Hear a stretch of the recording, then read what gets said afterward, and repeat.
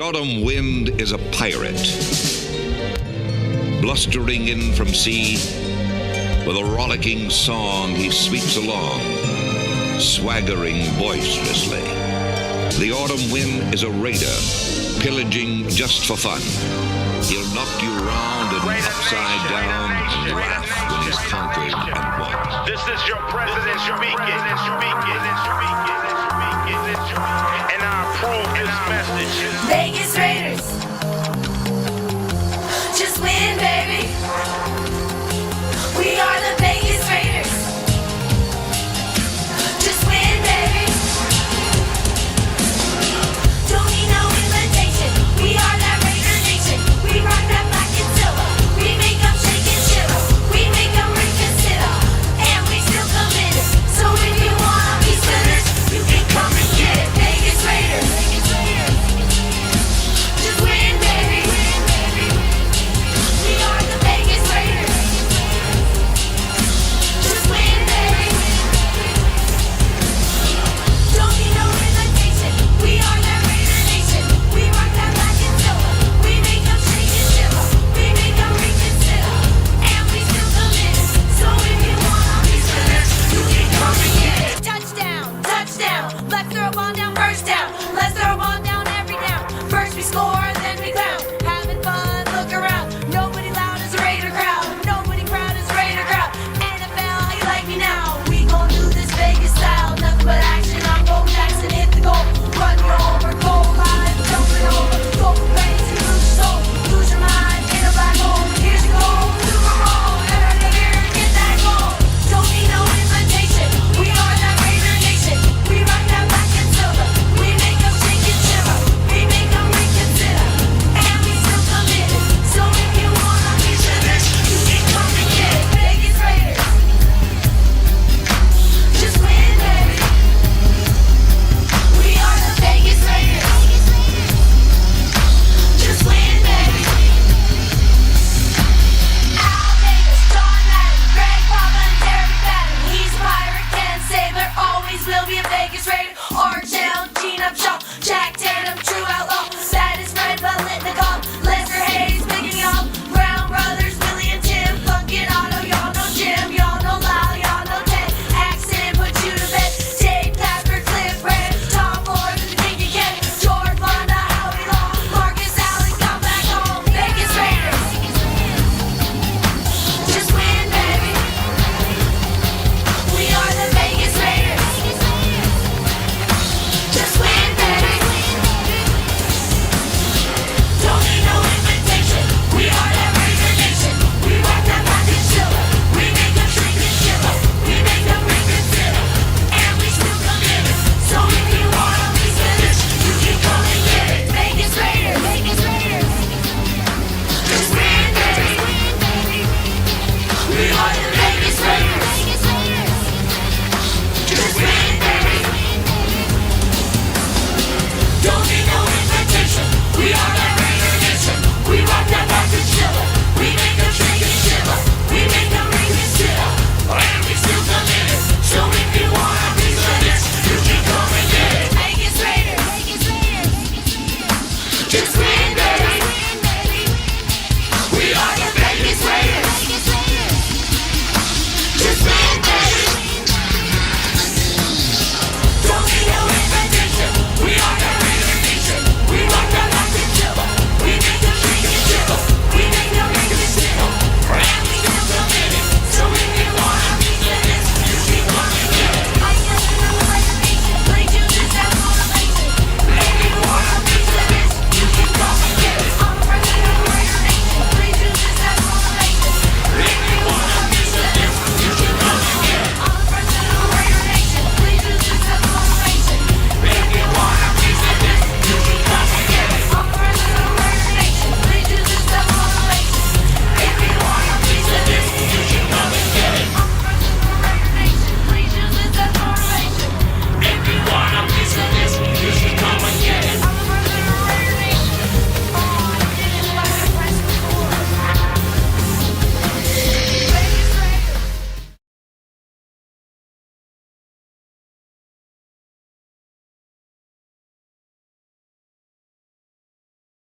Tuesday.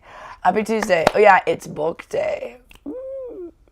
Which, you know what, I'm probably not going to go around to pick up bulk. We just had stuff to get rid of, so I was so happy. I saw a neighbor put some stuff out. I said, oh, Rich, I think it's bulk day. Because we have all these blinds to get rid of, the ones that were in the living room, those disgusting old blinds. And then like a bunch of huge boxes from Gloria's beds and different things. The stuff that we got for her. And so I wasn't sure though, because there was only one person, so I was like, so I drove around the corner and I was like, okay, there's another one, so yay. So we put up all our junk. But anyways, today is day 19, no alcohol. Day 16, no sugar. And 2 days to Manhattan.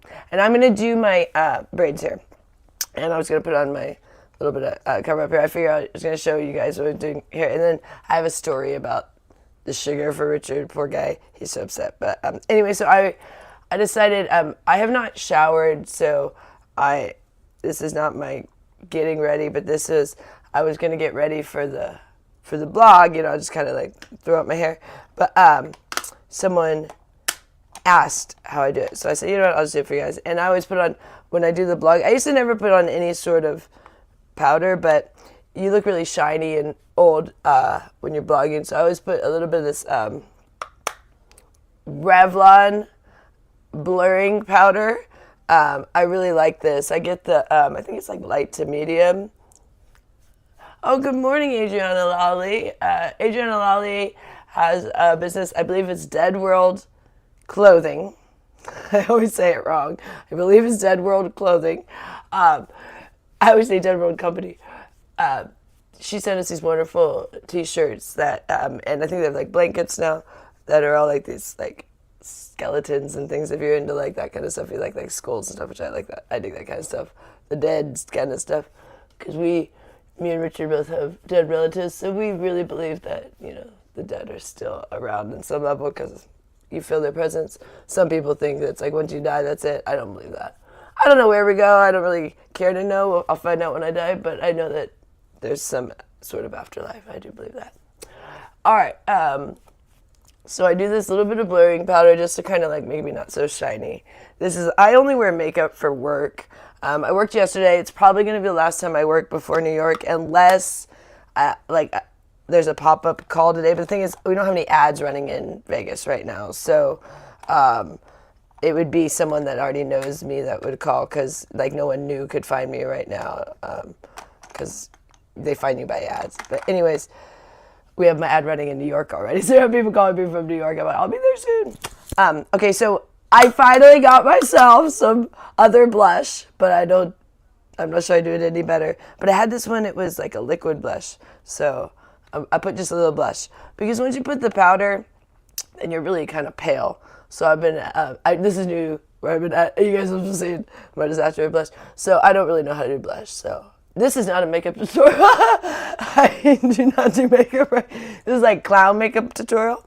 I have never been good at makeup, and I don't care to be. It's not really something, I don't like when makeup's so perfect. I'm like, whatever, put a little on, just, you know, whatever. Oh gosh, you guys should see how my mom did makeup. My dad just said, I just really wish she just wouldn't wear the makeup. This is when they were still married. She said, it's just so much better. I mean, it's just terrible the way she does her makeup. I'm like, I know. She won't stop either. She would not do it full. So like, if she did lipstick, she'd only do the middle of her lips. Oh, here's the monkey. I knew he would come by me one of these times. Here he is. Here he is, coming to chew my not so chewed up shoes. Can they see the monkey? He saw I had my not so chewed up shoes on, so he had to come check it out. Hi, baby. I knew if I sat on this floor too long, this little monkey would come around. What are you doing? What are you doing? You want to chew on these shoes? No, these ones, no, I know, these ones are the nice ones. Yeah, you saw them, huh? Okay, you're going to play with your toys over there? I know, I'm in your area. I apologize. Well, this might not work out, will it now? You going to let me sit here? You're going to be a monkey. Can you guys see him? You can't even see him. I can't see him.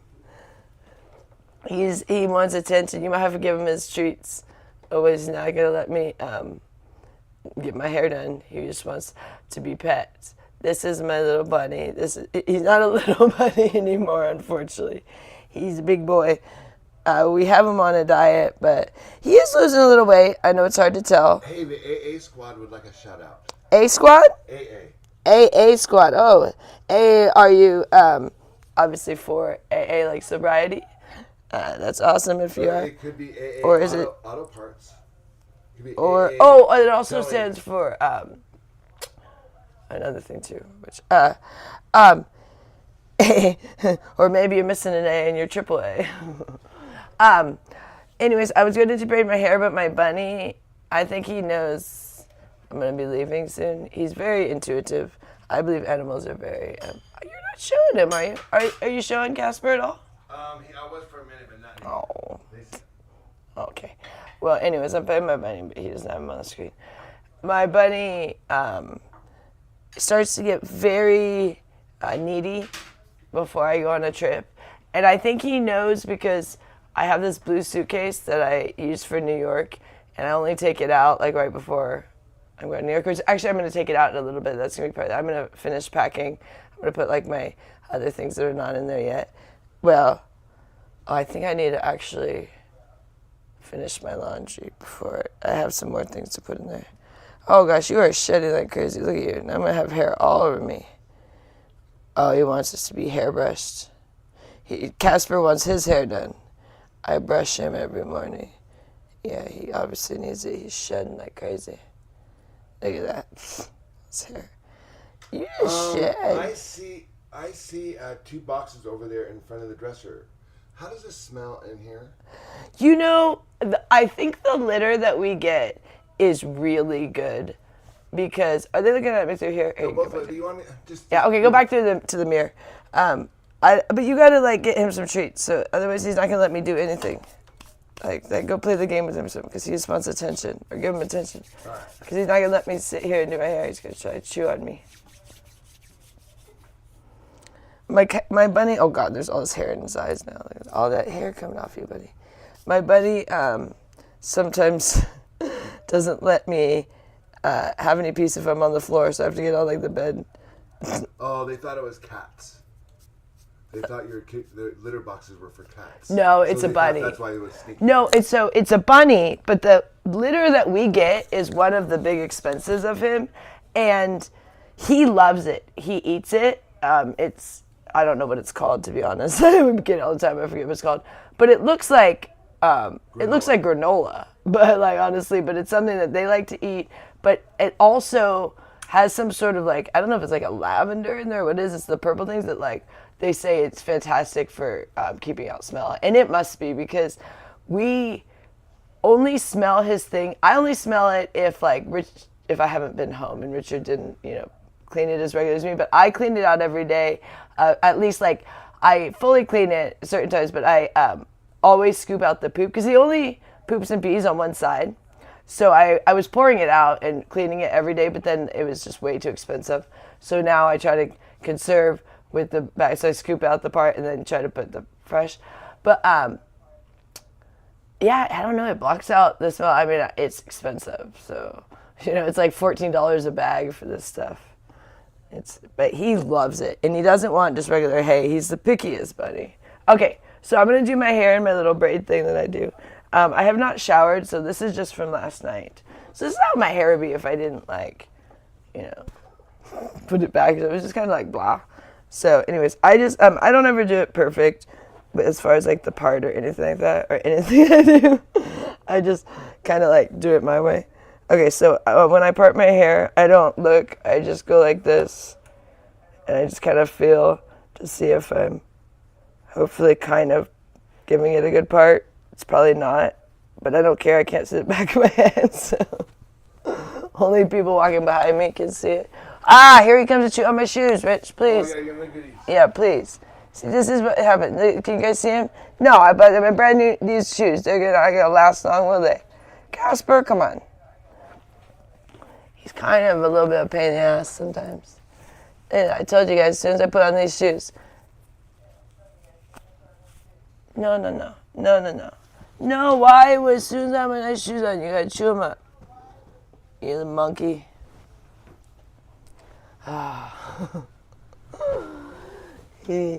He's really sweet, but he kind of drives me nuts sometimes with like his neediness. Oh, no. Oh, there he goes. Now you can see as he wanted to play. He wanted to play his game. He also is probably getting hungry for his lettuce in the morning, but it's still early enough. You don't need it. I think he just wanted to play the game with Richard. Okay, so I start with pigtails. And like I said, nothing's like perfect. I don't look at what it looks like in the back. I just hope for the best.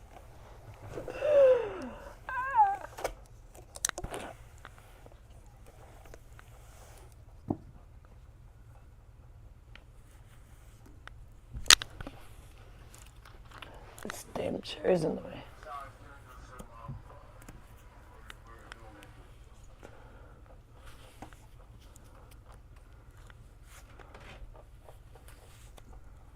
So you're gonna do one side, and then you do the other side.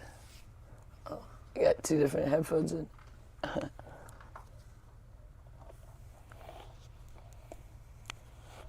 And you guys can laugh if my part's ridiculous, but I can't see it, so I don't care. I don't even have a mirror to where I can see it, so I don't care. One time I see is that if Richard films the back of my head.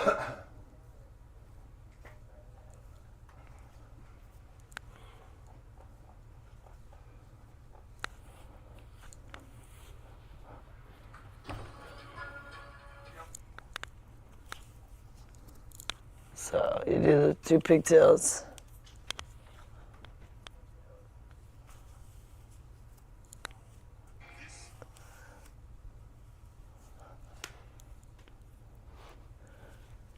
And it works a little bit better if your hair is wet.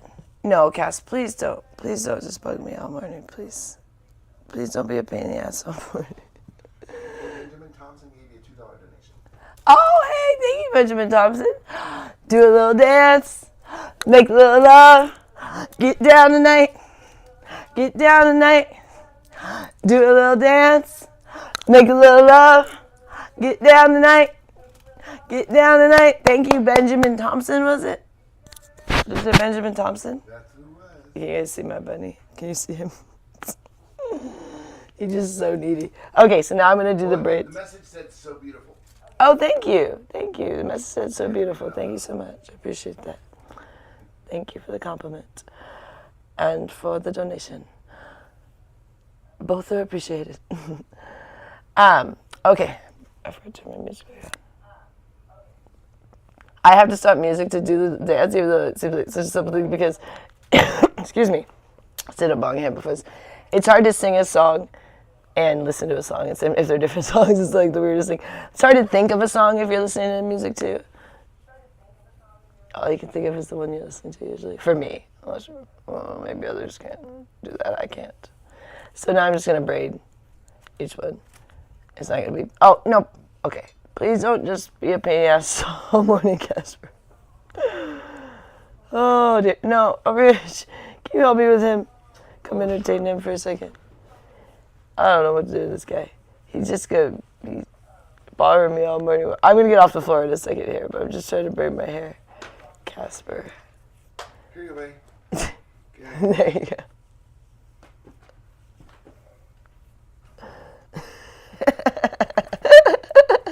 He's so funny. Oh, I do have the funniest buddy. But he can be a real pain in the ass sometimes. Because there's certain times he just is like, entertains himself. But then there's other times that he's just like, entertain me. He's like a little kid. They love your diaper shorts. That I got from either Target or Walmart, one of the above, back in the day. I think I got almost all of these things in like 2023. We haven't really gotten ourselves clothes in forever unless it was from New York. And those I get for like $5, $10. I buy them like, half the stuff I get in New York is like from those stands of like the people selling on the corners. Because I'm like, oh, I want to promote these people instead of like the stores. I mean, these people come from, the Yonkers or the Bronx or somewhere. On the subway for 2 hours to sell their little things. All right, now I'm going to the other side of my bunny. Well, get me some pizza. Okay, the shoes are coming off. I don't know. Yeah, that's just, sorry. All right, now every single thing on the floor. All right. Copper, you're the cutest pain in the ass. I'll tell you that much. Yeah, you're the cutest pain in the ass. Yeah, I'm going to miss him so much. Okay, now we'll do the other side. And then I gotta get off the floor because my bunny is not gonna give me peace of mind this morning.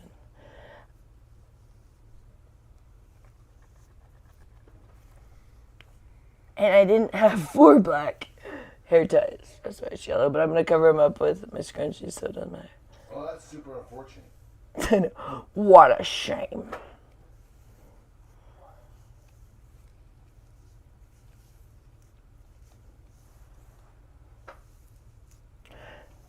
Hey. So he's the sweetest bunny, but he's also a little ornery thing where like it doesn't hurt, but he'll like nibble on you. Like when he doesn't get what he wants. Like so if I'm on the floor, he'll start like nibbling on my toes or something now. It's like he's kind of a little ornery. He's pretty spoiled. Yeah, we're pretty spoiled bunny. Okay, so these didn't turn out completely even with the bottom. I like to try to have it be where the bottoms are similar. It's not too bad, but like you see like this is much longer than this one. And also, the longer this is, when you take it out, because you know how your hair gets kind of like scrunchy, but today won't matter because I have to shower anyways. But let's say I had showered and did my hair, and then tomorrow it can be kind of like scrunchy for a minute, but if you don't feel like showering the next day, your hair, it can be kind of nice. But like I need to shower after I take this out anyway, so it won't matter. Okay, but if you have all this area on the bottom, it looks funny because it's like that, wavy, like crimpy thing, and then like straight. All right, I'm gonna go in the closet. I'm going back in the closet now because my bunny is just a little bit too rambunctious this morning with me. Oh, now he's chewing on his toys, so that's good. But we're gonna go sit in the closet. Oh, and then I forgot to put the hair ties on. We'll do that too, the other ones. Okay. Caspy, you're a sweetheart. He's the sweetest pain in the ass. All right, you guys are zoomed in. Pull you out there. Oops. Okay, Rich, can you come help me with the lights here and everything? Whoa, no, you're way too zoomed out. Where we should have you guys. Hey, we have somebody from Italy. Oh, hello from Italy. Roberto. I'm about to go to Little Italy. I mean, I don't know if I'll actually go down by Little Italy, but I'm going to Manhattan and they have Little Italy. Be very, very careful that you don't get shot. Yeah. Oh yeah, that happened there. I might not go to Little Italy then. Is that where it happened? No, it happened over there by Blackstone. Oh, okay. I was like, I'm not staying in Little Italy. I just thought, it's in Manhattan, so. But I don't think I've actually stayed ever in Little Italy. I've walked through it. Yeah, I don't think that's one of the places. Do they even have really hotels over in Little Italy, or is it just mainly like restaurants and stuff? All right, so I'm gonna now put these little scrunchies in, cover up those yellow hair ties. Oh, uh-oh. Okay. And this is, I haven't showered today, so I'll start over, later. Well, I might not do my hair like this again, but I might. It depends. Who knows? Who knows? So there we go. Try to coordinate with the shirt here. I think that's pretty good. All right. Good enough. Good enough for government work. I'm in the mini short with pigtails. So cute. The mini shirt. Yeah. Another Target or Walmart special. All these I got in pretty much mainly in 2023, a couple in 2024, but I haven't gotten a Walmart or Target in a long time. I'm gonna actually, I'll do that in a minute because Casper's wild enough. I don't want to upset him, but later I need to actually put in a Oh, and also I'm waiting for my laundry. Probably need to put my laundry in the dryer. Oh, I have hair from Casper in my face. Those little white hairs end up everywhere. I was washing. Okay, so if you're wondering why I'm up at this time, I don't know, but I'm wondering that too. I think I am already like on New York time. Like I'm weirdly preparing myself without intentionally, but like I keep going to bed really, really early because I'm still bloating a bit when I eat my meat. Oh, I have a story about that right in a second. Hold on, let me forget. I'm like making plans for my own mind here. I'm still bloating, but I am day 19, no alcohol, and it's day 16, no sugar, so I have to think about it that way. And then it's 2 days to Manhattan. But get this, Richard yesterday, he was pretty upset about this. So Gloria knows that Richard doesn't do sugar, certain times, and she knows that he's on the no sugar right now. And she has this thing where she likes to sneak sugar into the food, and she's always done this, and she lies to Richard about it, and it really upsets him because he's trying to stay in ketosis. So last night she texted him saying the ribs are done, and they looked very saucy to him. So he's like, asked her, did you put any sort of sauce? Is there any sugar in here? She said, oh, no. And he's like, okay, I guess you just cooked it really good. I don't know, he just kind of like, he wanted to believe it, so he started eating them, and then he even told me, he said, oh, these are really good, and she said she didn't put any sauce or any sort of sugar, and he's like, they seem really sweet, so he asked her again, he's like, did you put any sort of sauce or sugar thing on there, like, why are they so sweet? And she's like, oh, just a little bit of honey. It's like, a little bit of honey? She like slathered it in honey, and honey is just like pure sugar. So he got really upset because he got kicked out of ketosis. Not like upset at Gloria, but just like upset in general, like, because it was gonna be day 16 for Richard, no sugar, and now without intentionally, he had a bunch of sugar, eating ribs that Gloria lied that she said there was no sugar. So he got a little frustrated about that, and now he's like, I don't want to eat her food anymore, because she sneaks the sugar. Like, she's always like sneak like literally sugar into stuff. Like when she was cooking, like scoops of sugar, and this time she did the honey. But so Richard's a little irritated because now he's got to go through the whole process of the withdrawals again, and that's why we're so insane about it. It's not that we literally freak out at like a little bit of sugar. It's just when you get kicked out of ketosis, which just means you're burning your fat for energy instead of storing fat, where most diets you're storing fat all the time unless you're exercising. But when you're in ketosis, you don't even have to exercise. Your body's just burning your fat for energy as long as you just keep replenishing with protein.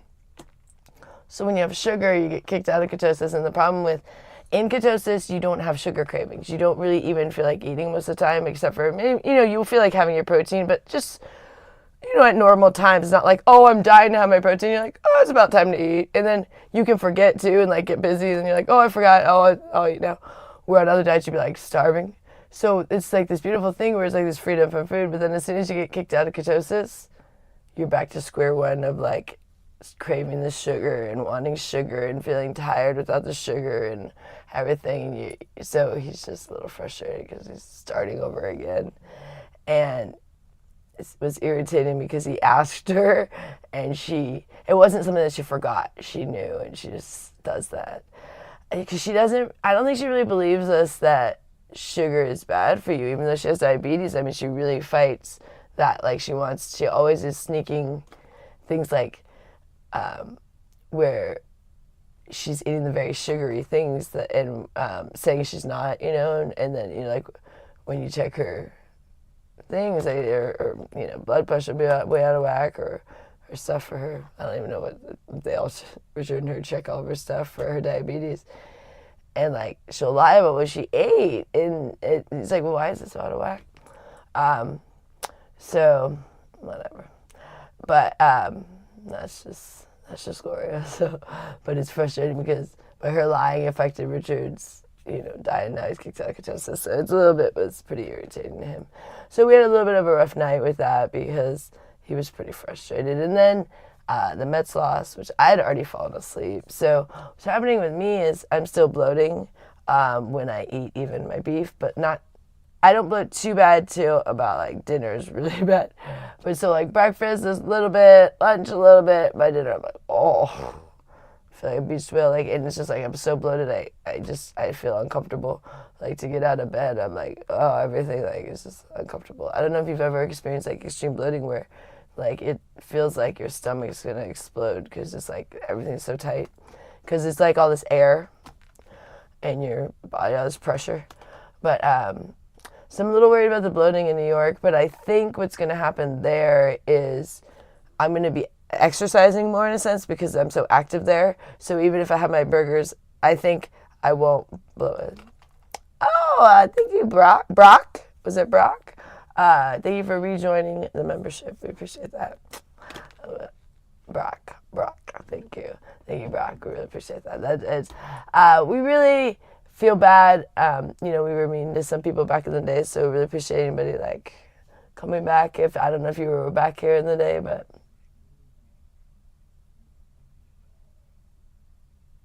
Oh, this one. Is this what you guys see? Is that what you're seeing? Can you see this? Is that what you can see? People are saying they like my... You're talking about my... Oh, yeah, I should have my other shorts there in the wash, everybody. Yeah, I love The Nightmare Before Christmas. That was actually... My dad didn't like Christmas. He told us there was no Santa when we were young. We never believed in Santa. He said, I don't want to lie to my kids. Well, you did a lot of other times. I don't know. And that was a stupid reason. But it was, he didn't like Christmas. He was the Grinch. So we would watch movies like The Grinch and The Nightmare Before Christmas. Those are my dad's kind of Christmas movies. I love The Grinch, and he loved The Nightmare Before Christmas. But anyways, when I left the Air Force, Charles, that's my grandpa and uncle's name, and my old dog, I named him Charlie. I didn't name him, actually, my stepmom did, which I thought was kind of weird to name the dog when that's my grandpa, my great-grandpa and uncle's name. Anyways, I was senior airman when I got out, because I was testing to become a staff sergeant. If I had... stayed in the Air Force, I would have become a staff sergeant. But I decided to get out. So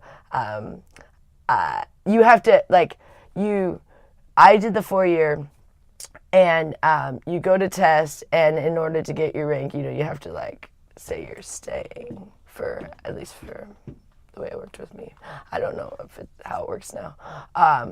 And so if I had decided to re-enlist, then I would have become a staff sergeant. But I decided to get out because of everything that happened with my mom and what they did to me.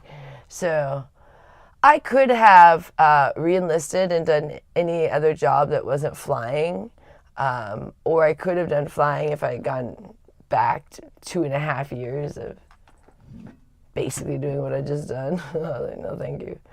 I would have been really good. I would have known everything already. I was already an instructor, and I'd be going back to square one of the training. And oh, thank you. And they were going to send me down to Houston, Texas, which would have been kind of cool, I guess. But I didn't want to be sent away from all my friends, and I had a boyfriend at the time.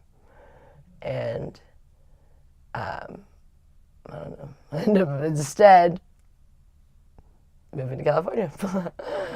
But I actually was going to stay in the Air Force, but my sister really wanted me to move home, which wasn't home anymore. My home was gone.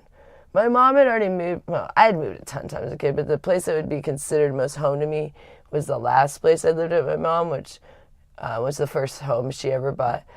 We had this little 2-bedroom that I lived there. Not that long, really, because I think I probably only lived there about 3 or 4 years, maybe only 3. But that was the most place that I would call home. And then I went to my dad's, which his wasn't home either because they lived in LA and I'd only visited there. I'd never lived there. So, but when I was in the Air Force, both my parents moved. My dad moved from LA to Keith Vaughn. Hello, Keith. Hello.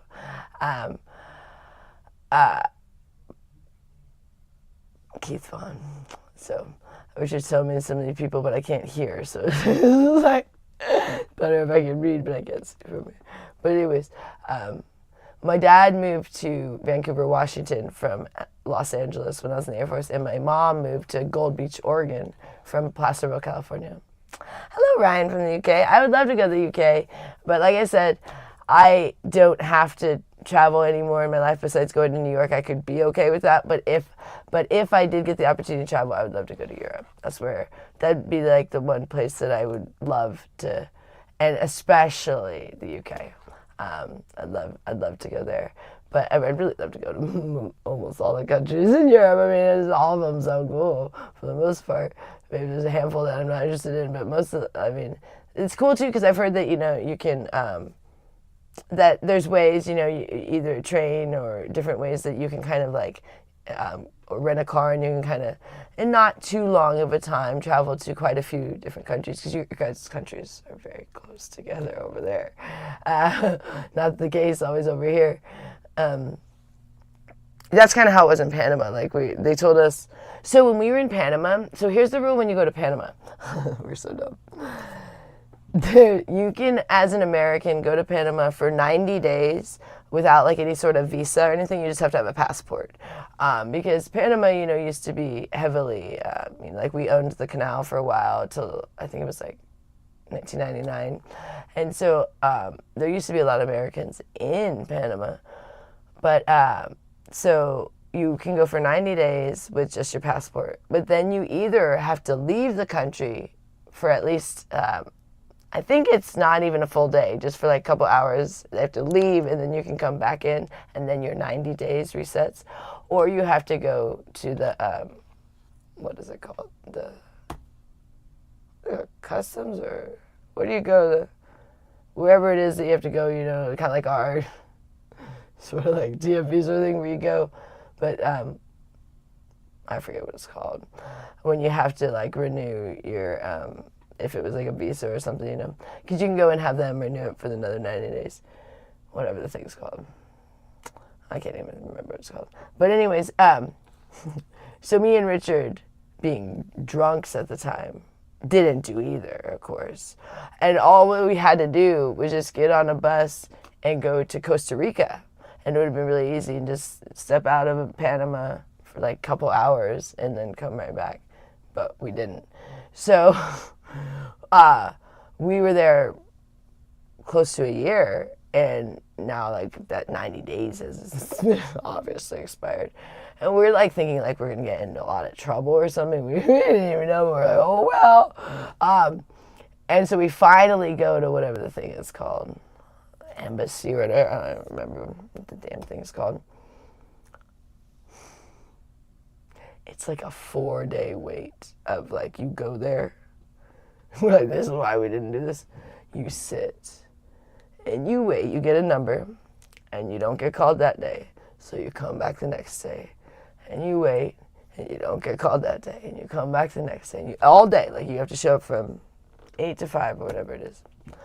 And you have to look nice. So the first day we got turned away because Richard's in like flip-flops and shorts and a t-shirt. Not allowed. Oh, thank you, Matthew T, for rejoining. Really appreciate that. Yeah. Thank you. Really appreciate all you guys. I guess I should do the dance for both of you guys that have just joined. Do a little dance. Make a little love. Get down tonight. Get down tonight. Do a little dance. Make a little love. Get down tonight. Get down tonight. Thank you guys. I really appreciate you guys joining. Go HFF. All right. I was a cheerleader, obviously. I have my music. Anyways, so Richard got me these new beats, and then I got my old ones. So Richard can talk to me here, and then these ones are my music. So. But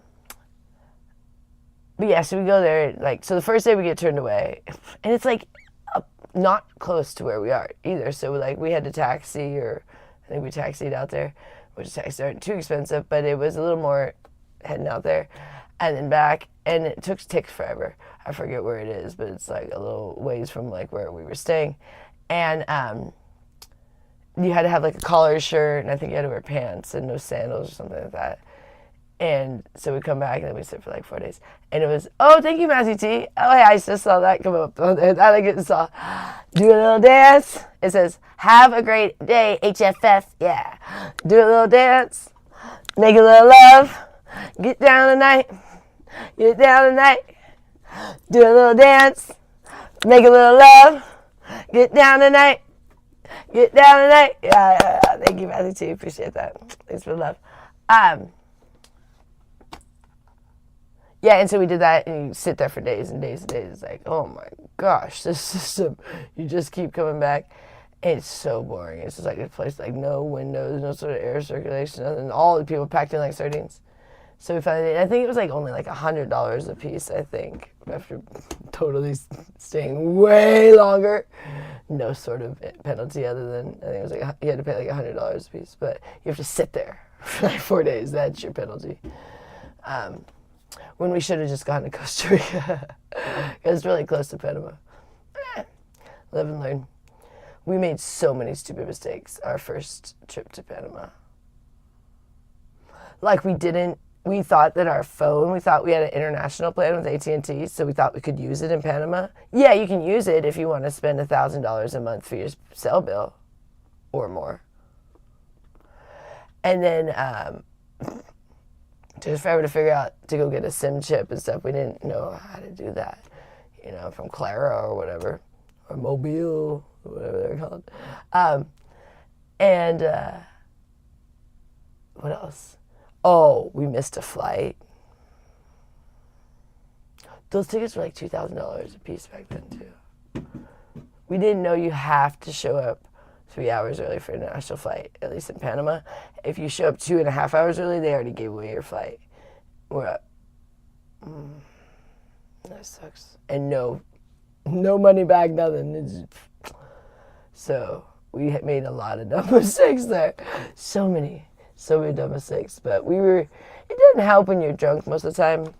Things don't usually go very smoothly. We almost missed our flight going to Panama, once again drunk, in Portland, Oregon. But luckily, we had requested a taxi, because that's how you have to do it in Oregon. Oregon is no sort of like convenient taxis. You gotta like call ahead and you plan ahead. So we had requested the time for a taxi to take us to the airport. Luckily, this taxi was insistent, because he was the only thing that woke us up. Like, he was outside, and so we weren't even like fully ready. We weren't even like fully packed yet.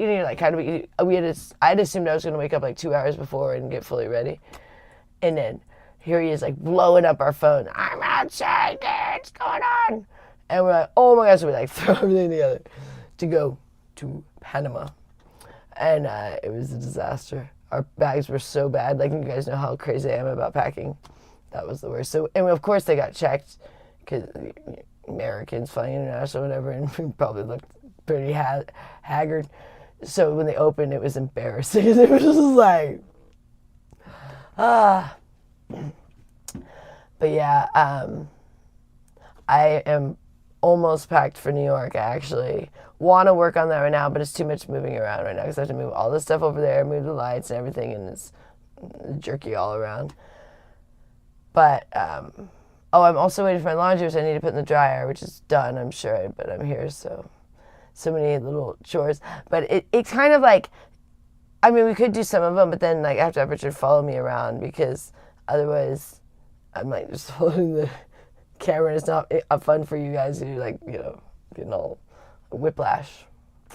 Put your seatbelts on, But I'm getting excited to go to New York. I'm a little bit bummed about having to deal with the temptations, because here it's much easier, except for unless when Gloria sneaks in. Luckily, I didn't have any of that, but Richard was pretty bummed, pretty upset about that.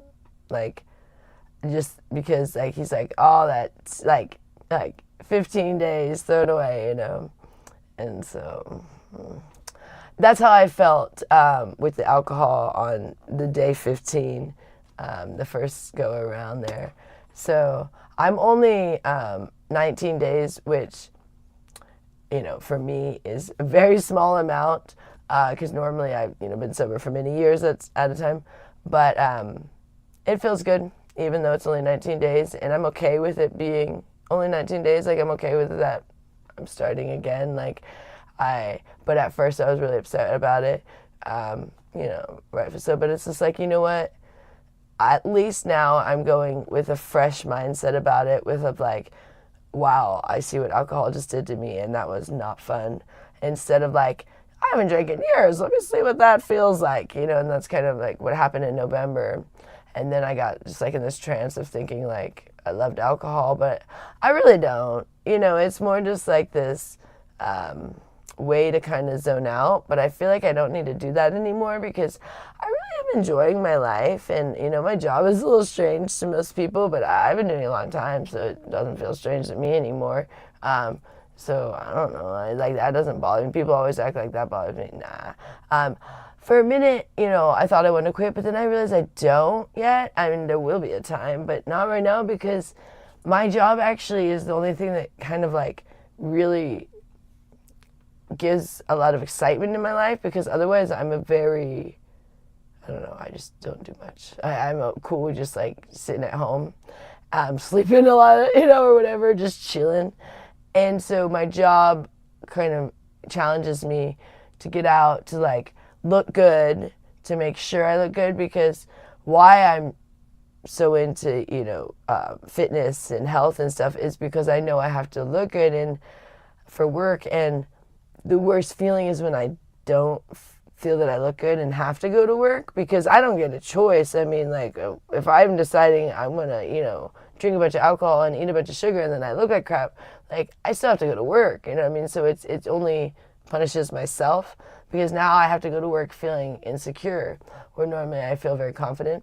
So it's all of my actions, the consequences, besides the fact, Richard doesn't like how I act when I drink, but lately he's gotten okay with that. So really, all of the drinking, and I'm not mean to Gloria and Annette ever when I drink anymore. I have no anger towards Gloria. I really don't. Even we've tested when I drank, I didn't have not an ounce of anger towards Gloria. But I did get mad at Richard a couple of times, only usually because he's mad that I'm drinking. That's how our fights happen when I drink, is usually, why did you drink? And now, don't get mad at me for drinking. I have a right to drink. So then it goes south. Because that's how it usually turns into a big thing. And I F you and hang up the phone or whatever.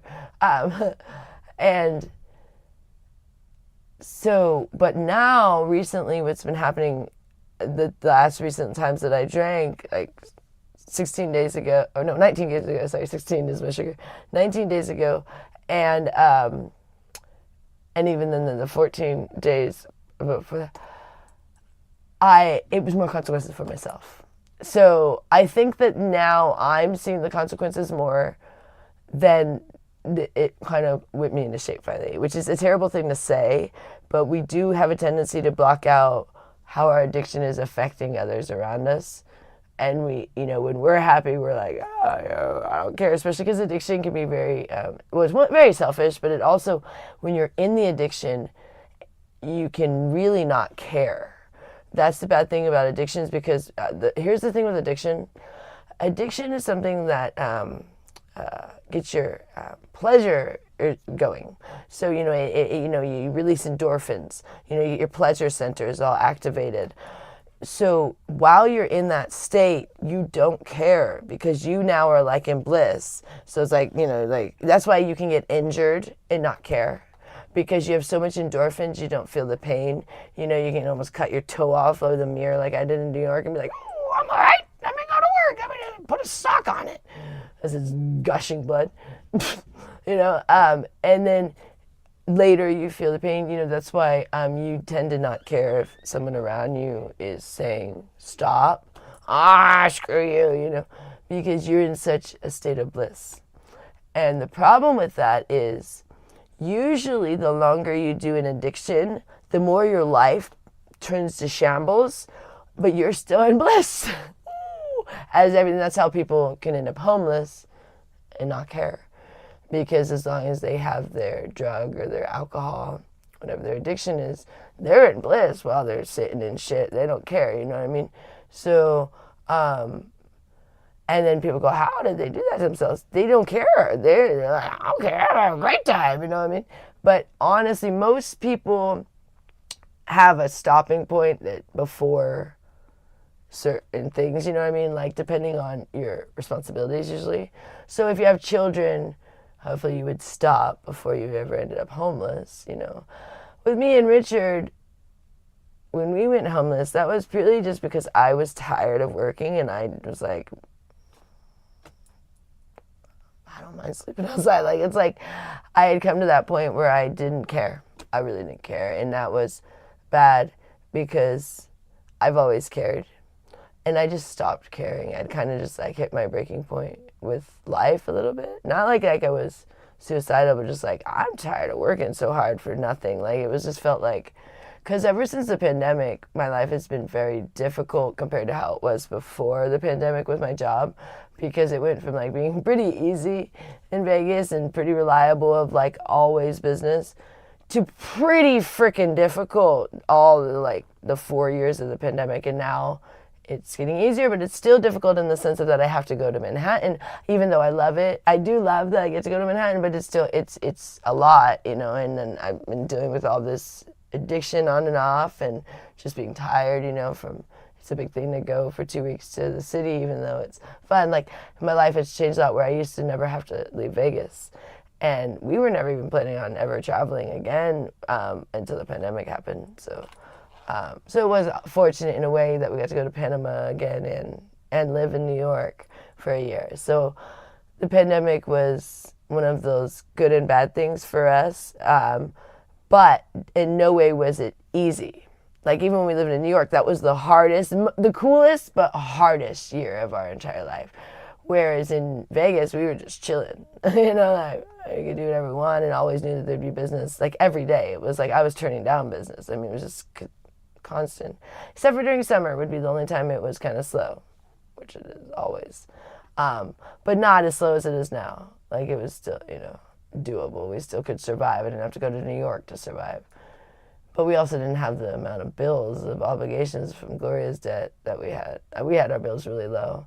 So we didn't have very many expenses. And so during summer, I would do fine. And during the times that it was going well, we actually were able to save money.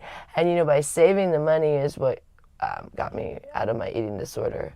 Because I had saved a good lump sum of money that if I had not, I could have never stopped my addiction early on, because I was so sick for a long time that I barely worked for like the first 2 years when I was recovering, because I had done my eating disorder for 15 years solid without ever stopping. And when I stopped in 2015, the first time, that recovery was insane. And I was so committed to it that I never ever had a relapse all the way until 2018. So for 3 years, I never had a relapse, but I suffered with the bloating. So everything I ate, I would keep down, but just be in agony of pain. And it would take sometimes days to digest things. I was reaching, and it would just be I was in bed. And that's when I researched, because all I could do was just sit there and read stuff on my phone. So nothing to do, but I would try to sleep, but I was usually in too much pain to sleep. So I just read of how can I make this better? And that's how I learned a lot about the diet, because I just read everything about diet, what in the world causes bloating. So I read everything about what could be causing bloating. And that's when I finally discovered about candida overgrowth, which took a long time. And then that's when I realized I needed to cut down on the sugar. So I was doing smoothies. Me and Richard thought that being vegan maybe would help me, because I'd been vegan in the past. Terrible idea. The smoothies were the worst thing. I would have 3 smoothies a day, and I would be blown out like I was more than 9 months pregnant. And I'd be after just 3 smoothies, it was, and then sometimes it would take 2 days for my stomach to go down. Sometimes I'd have to fast the whole next day because I would be in so much pain. And Richard would bless his heart, go get me like enemas to try to give me some relief, give me all these probiotics. I took so many probiotics. I mean, it was insane. Anything to like, poor guy.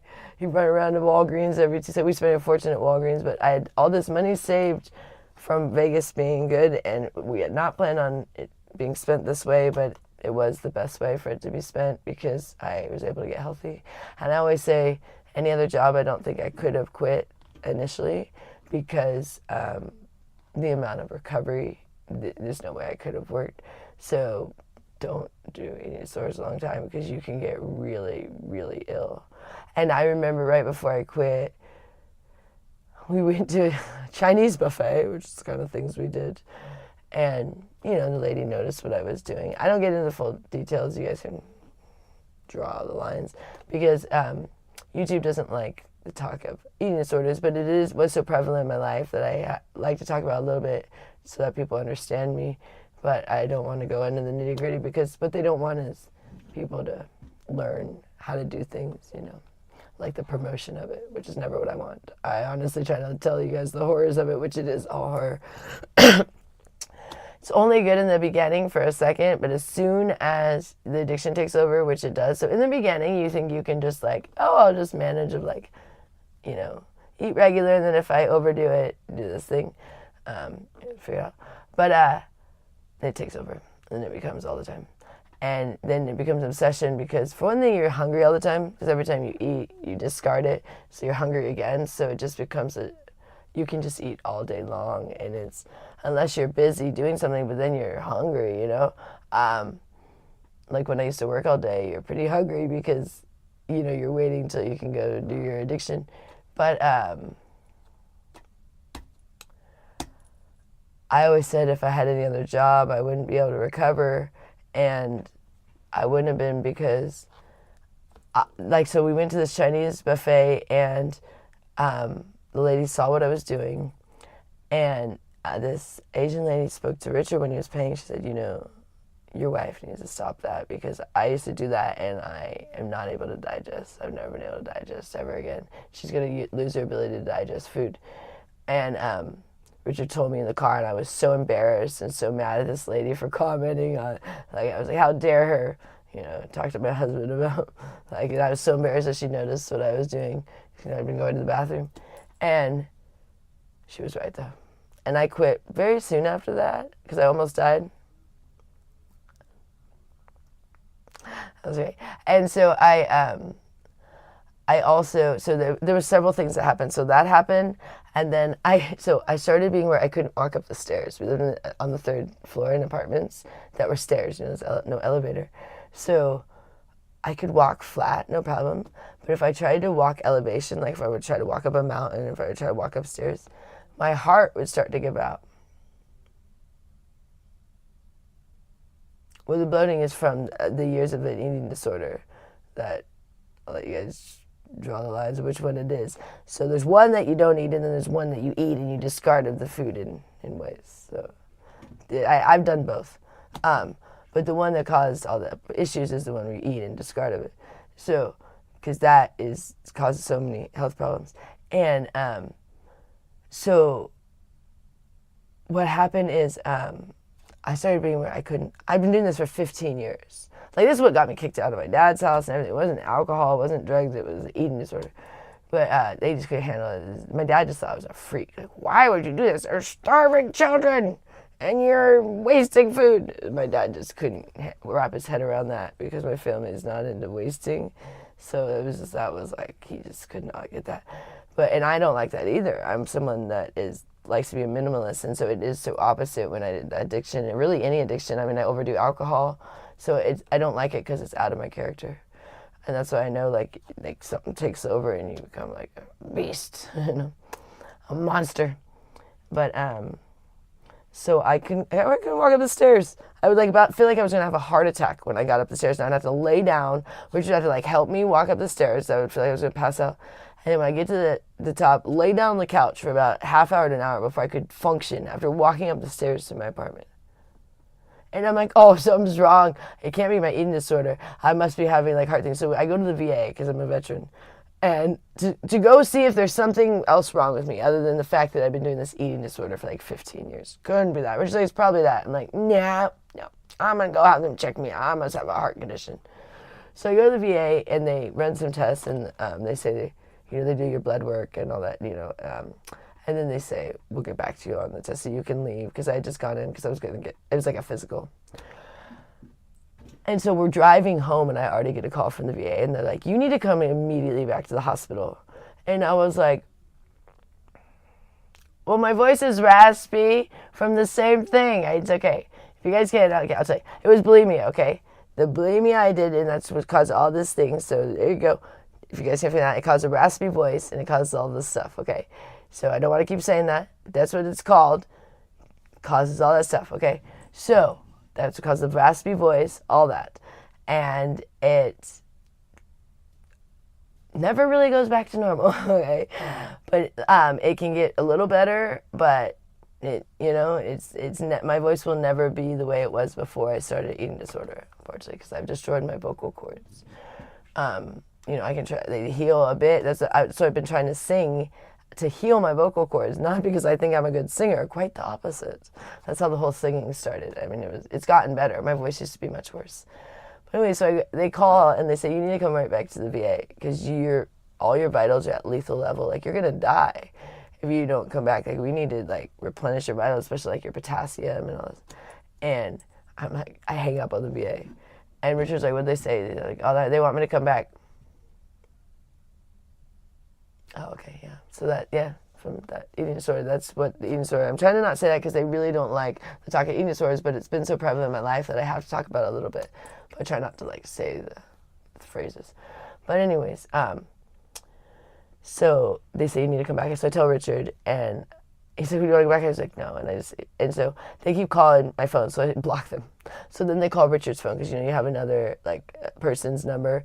And then he's like, what do you want? I was like, don't answer. So we get home, and then we get a text from Gloria. The VA is calling me about Joy. Is she okay?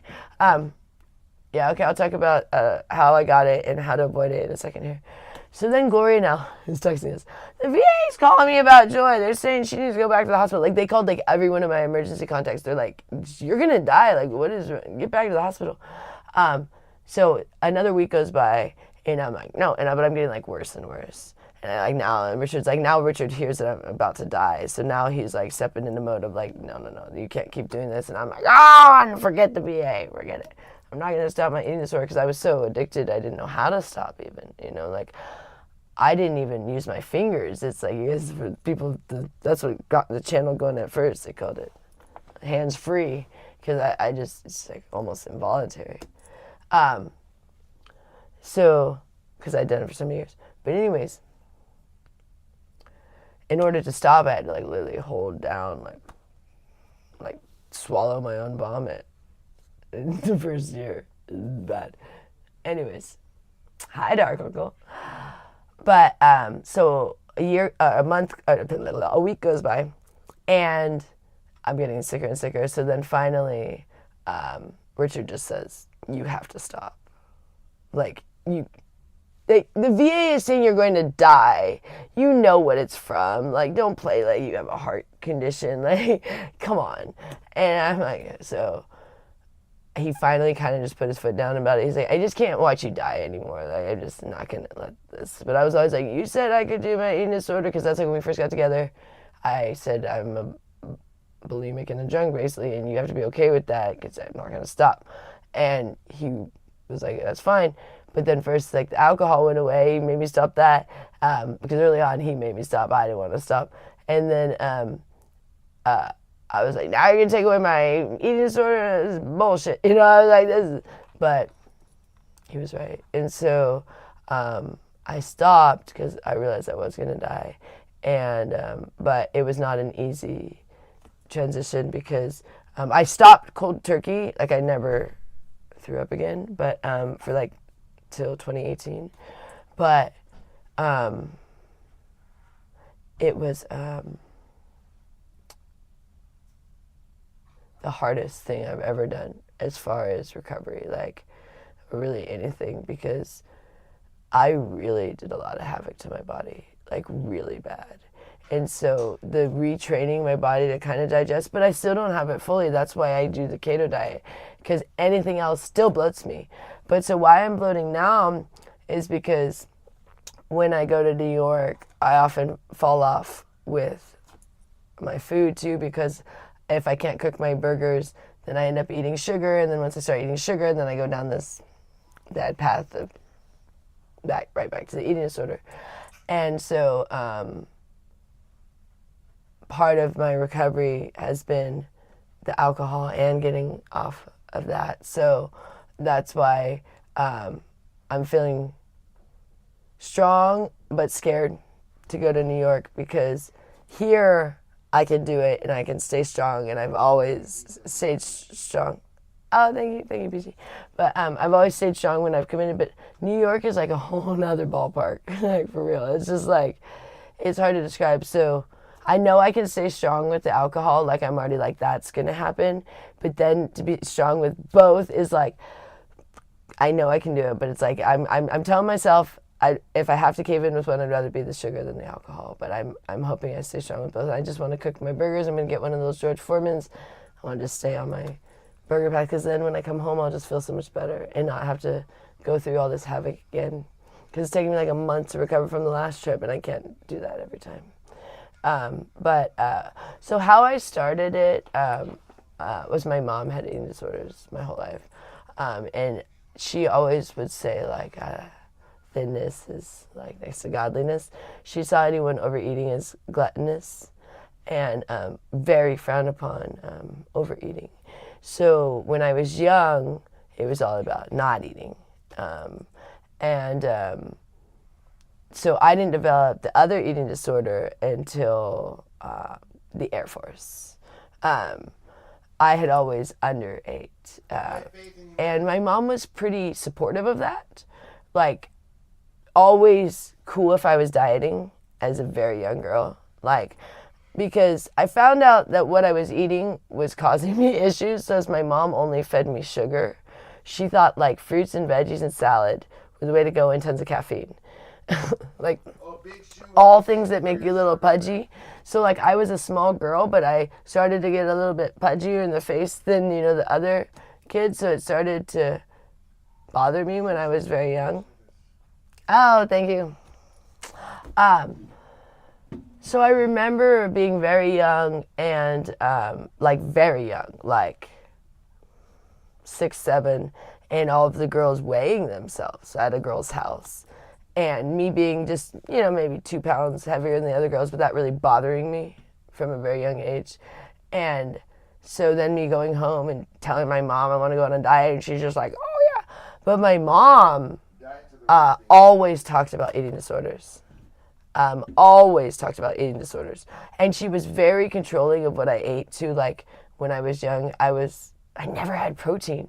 And so by junior high, I just decided to become a vegan. But even prior to that, we like never had protein. So I remember when we'd go to like these Sizzler. Do you guys remember Sizzler? And my stepdad, or first it was other people, but later when it was my stepdad, I remember my mom would never let me get anything but a salad. So she'd be like, me and Joy are getting a salad. You guys, everyone else came out. Like she always ordered for me. So I never had like other foods. Like it was always like only fruit, veggie, and salad like most of my life. And then, oh gosh, you guys, this is weird. You guys want to hear the weirdest thing ever? I don't even know if I want to admit this. My sister still like disgusts her to the ends of the earth, and now it disgusts me. At a very young age, my mom made salad with ranch dressing, and I learned that ranch was very fattening, and I got on the kick that fat was bad and that, you know, sugar was fine.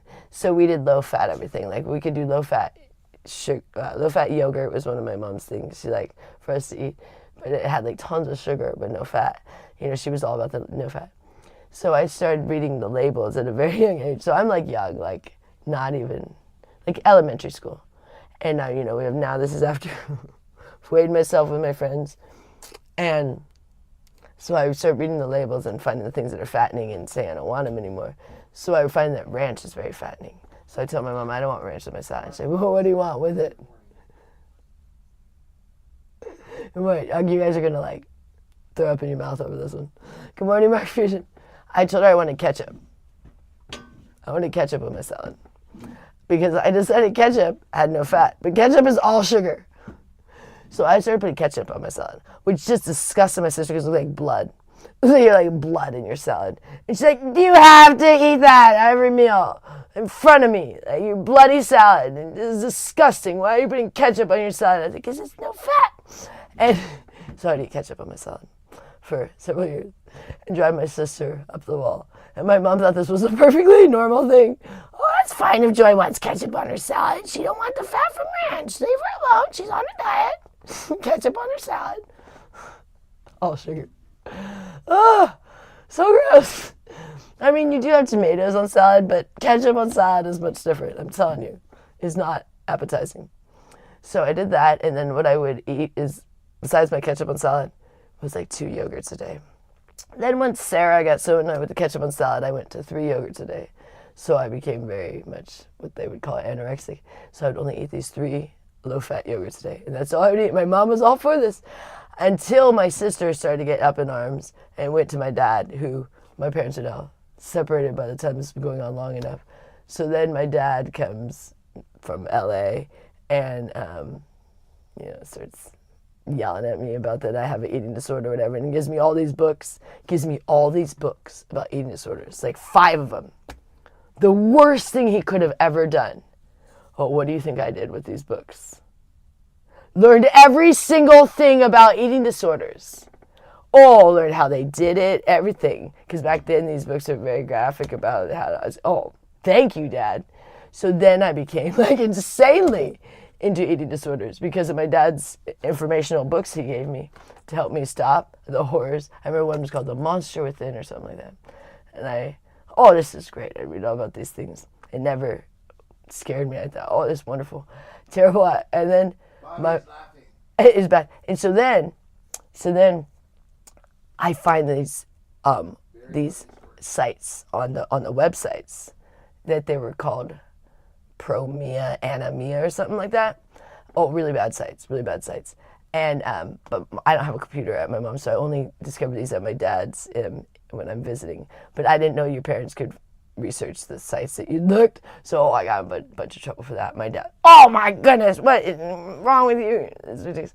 So then they decided I needed to see a counselor, but that didn't work out. So I've been to many eating disorder counselors. Counselors are not the same as going to treatment. Just going to talk to someone. It's nice you get to talk to somebody, but I just lied to her most of the time when she'd be like, "Oh, are you doing it? No, not anymore. You really helped me. No.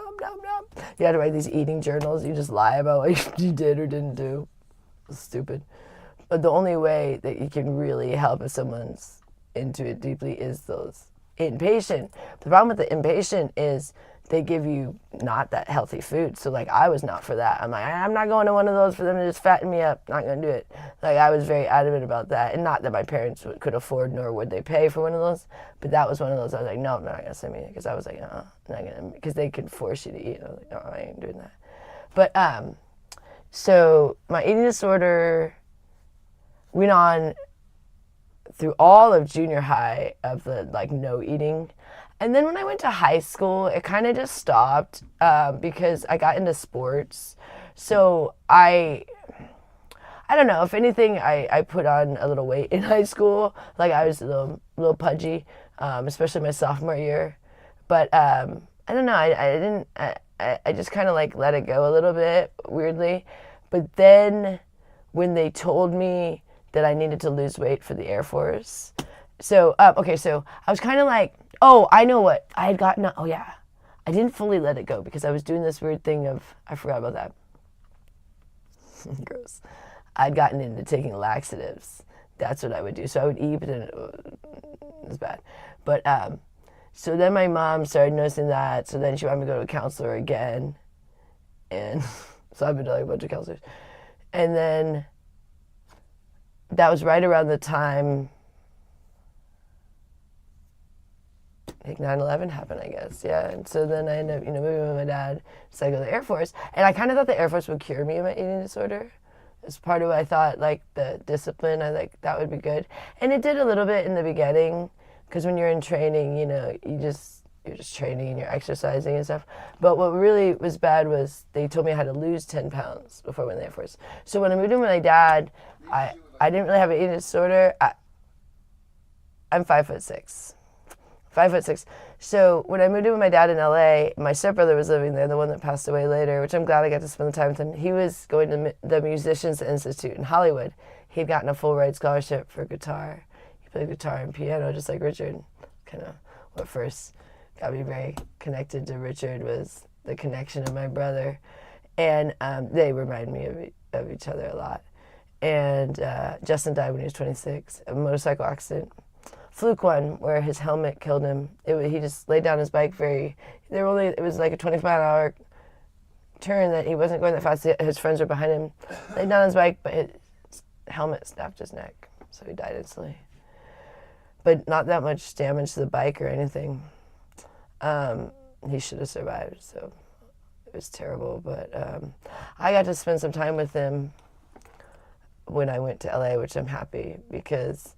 But the problem was my brother liked to eat a lot, and so me and him would eat Oreos and top ramen and cheddar and barbecue sandwiches. Those were our favorite things, and like every day that's what we eat. And I didn't realize that it kept making me pretty chubby for me because I'd always been around 120-ish, 20 to 30 pounds. So I go there and I kind of noticed, things weren't fitting right. I was feeling a little chubby. But then I go to join the Air Force and I was 155 pounds and they said I needed to be 145 pounds. But this was like very disturbing to me because I had never been 155 pounds and I didn't even know that was my weight. And then to hear that because I'd always been athletic and never had, I'd been overweight for something.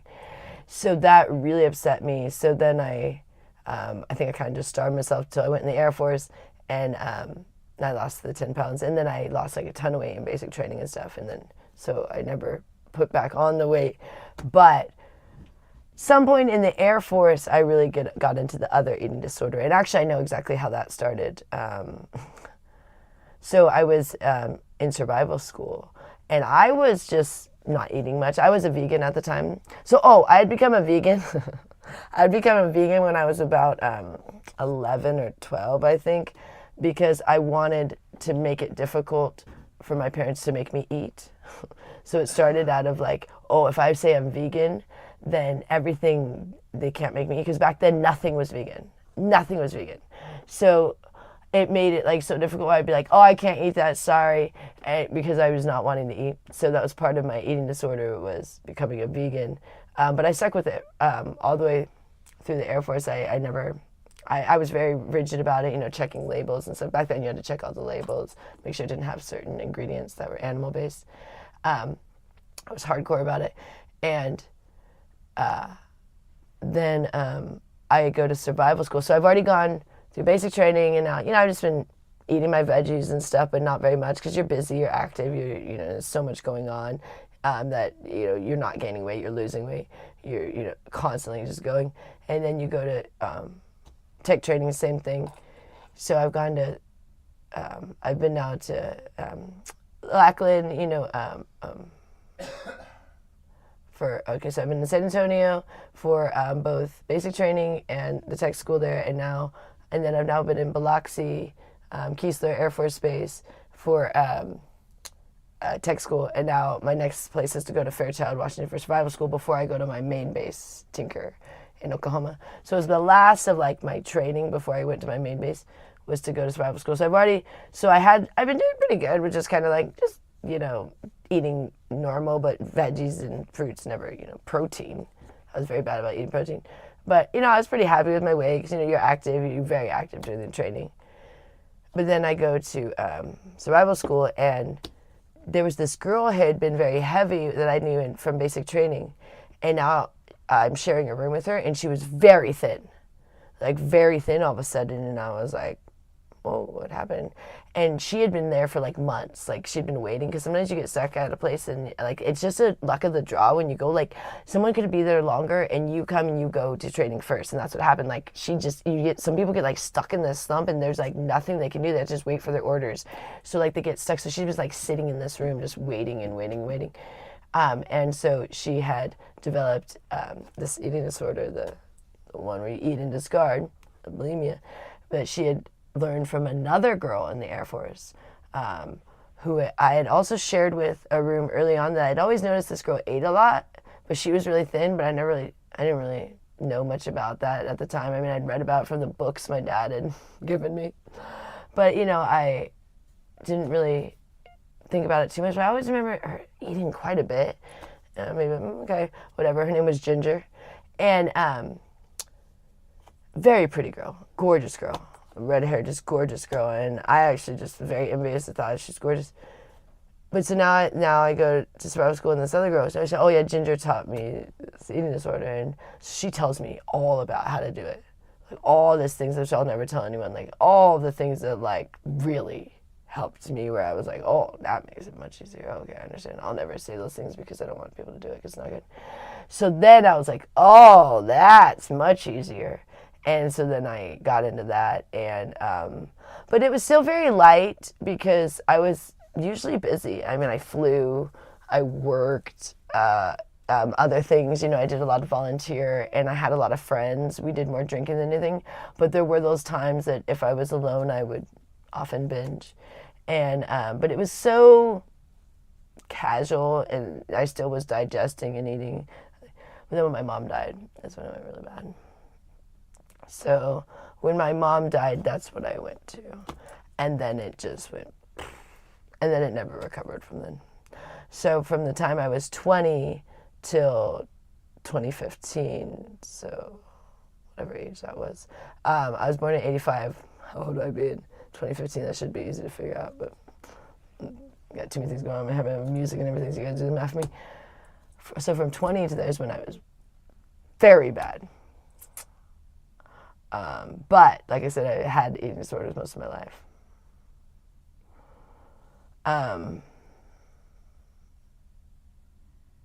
And I didn't know how to stop because it's all I knew. So people kept getting mad at me and wanting me to just stop, but I didn't know how. I was like, I always wanted to. Like, I was always for stopping. I was always for the treatments other than the inpatient. I wasn't like that because that I didn't like that they were going to force me to eat things I didn't want. Because I wanted to stop and still not be too thin, but, not get fat. Because I knew a lot of people that got into treatment and they come back and they're just like, fat from and then unhappy and they get right back into the eating disorder. It doesn't help, So I was like, I don't want to do that. I want to find a way to still be fit, but healthy. And so that's what I discovered finally with the beef. And that's why I just love it, because it's the only thing that's ever given me freedom from my eating disorder. But what happens in New York is it gets harder for me to cook, because what's required with this meal is cooking, because you cannot get the level of beef that I eat anywhere for anything affordable at a restaurant, because they make smaller amounts, because the only place is that one place that Richard orders from me on Uber Eats, but it's not cheap. It's not something I can get every day. If I could afford that every day, like if I had Uber cards for every day, I could do fine in New York on that. That is the only thing that's satisfying enough, where it's enough protein. It's from a steak restaurant, so they give these huge burgers. They're about this thick, which is, and they give you two. And then Richard orders me, no, they give you one. Sorry, he orders me three. I was thinking they give you the buns.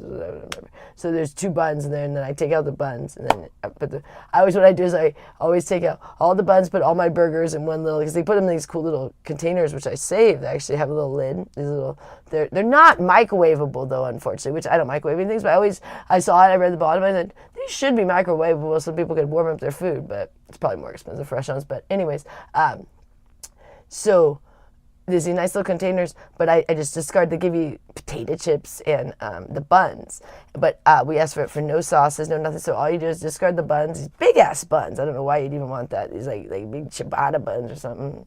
Not ciabatta. I don't even know the brioche, whatever they call it, I don't know. Big ass buns. I don't like a lot of bread. Luckily, I'm not a big bread person. Richard is a huge bread person. I like a little if I were to, be eating, but it's not a thing I'm really into. So that was easy for me to get rid of the buns with a burger. That part was very easy, and I'm not a huge condiment person. I was only a big condiment person when I was doing my eating disorder, because this is actually really weird about people that, okay, if you're thinking that someone has the eating disorder that I had, there's several red flags. One thing is the voice. So anyone with a raspy voice probably has an eating disorder. I mean, it's pretty much almost guaranteed. There's a couple of other reasons for a raspy voice, and you say things like smoking can be. Oh, yeah. I'll name off some celebrities. I know the ones that are already have stated it, and then I'll name off some that have not. But one second here. But the voice can occur from smoking, but often the smoker also did the eating disorder when it comes from but not always, but often you'll, meet that, that old lady that was smoking that probably did it eating, and you think it's a new thing. Oh no, my stepmom's mom had the same eating disorder, and this is she was born, I mean, she's dead now, and my great grandma had it and died from it by hitting her head on the toilet, passing out, and knocking herself to dead on the toilet. And my cousin would tell me this story because she had it too. So also there were women in my family that had the same eating disorder, and I learned about it from them too. My cousin Heather had it at a very young age from me. I heard about my cousin. So, and her sister has it too, but no one ever realized that till me. I'm like, does no one see that she has the same one? And we're all like, no, well, whatever. But some people, me and my cousin Heather were always the ones that admitted it, and then other people never admit it, I was always someone that admitted it, because I always did want help. I didn't want to stay to eating disorder, but then once you admit it, people treat you really bad, so it's kind of unfortunate. Because then now they know, and now they watch everything you do and then rag on you for everything you do. And you're like, you didn't even know till I told you. You couldn't even notice. Or whatever. My family never noticed till I told them. Except for when I was young, but they didn't even notice the other one. They don't pay attention. But the voice, and often what will happen is someone will get skinny arms and legs, but then they'll carry more weight in their stomach. So what will happen is often with the girls that end up with that eating disorder, they don't want to wear things like bikinis. But you'll think that they have good bodies, and you're like, why don't you want to get a bikini? But because they're kind of hiding what's going on here, because that's where they don't like their stomach kind of don't look good, but maybe their arms and legs to them look all right.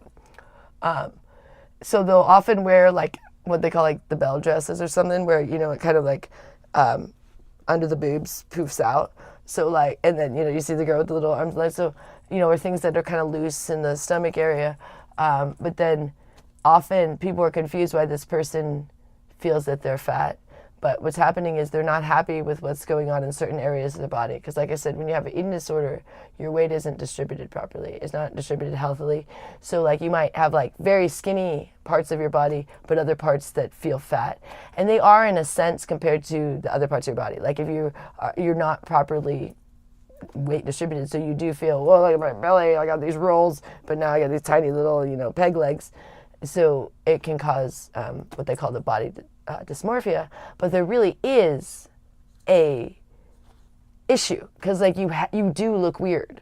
So it really does create an issue where the person now doesn't feel as good because they do look weirder than they did before they started their eating disorder. They don't look healthy, and so they're and so each day they do it, they look weirder, and so it's this vicious cycle where they think they're going to look better by doing it, but they look worse. And it ages you really bad. But so the voice, the weird kind of way of dressing where you think it's someone small, but then they're very self-conscious about certain areas of their body. Maybe they're self-conscious about their arms. Some people carry the weight in their arms, maybe it's their thighs. So certain parts of their body where you feel like they shouldn't be. The other thing is with this eating disorder, it's very obvious if it's a small girl that's overeating but very thin. And if she's very thin, then definitely. Very few girls can eat a ton and just be that way. It's just not really. If you see a thin girl, she either is a light eater or she's doing an eating disorder. Because this concept that you just have this super high metabolism, maybe when you're a kid, but not as you get older. You know what I mean? Not once you turn into your 20s, 30s, 40s. No. So anyone's like, oh, I have a high metabolism. Yeah, that's what I said too. It's a lie. They're discarding of their food in some way. So that's the other thing. And then also if someone often is visiting the bathroom after eating in some way. So like if, or maybe they're excusing themselves and you don't know they're going to the bathroom, but now maybe they're going to go to parties and then after they eat, they leave and they have some excuse or something. Like that's the kind of stuff I would do. Or, you know, maybe they now, you know, need to take a shower right after eating or something like that. Anything where they are now going to a bathroom after eating is not good. Or they now all of a sudden have to take a big shit after eating. I used to always say I had to take a bath, like when I lived with my sister, until she figured that out, what I was doing, you know. But I wouldn't even take a bath. I would just turn on the water and get my hair wet and then spend the rest of the time just like vomiting. Because it'd be too long, because you're in there too long, so then you're like, hurry up in the bath. So you're like, oh, okay. So then later you have to try to get another way to shower because they already think that you showered. It became an issue when I was living with the girls. Partially why I got kicked out there too. But anyways, I didn't really get kicked out. They said, why don't you find another place? I think it had a little to do with my eating disorder too. Because it's irritating when you have roommates, you know, especially if you're spending a lot of time in the bathroom. There's only one bathroom. So what celebrities? Oh wait, let me see. What's some other?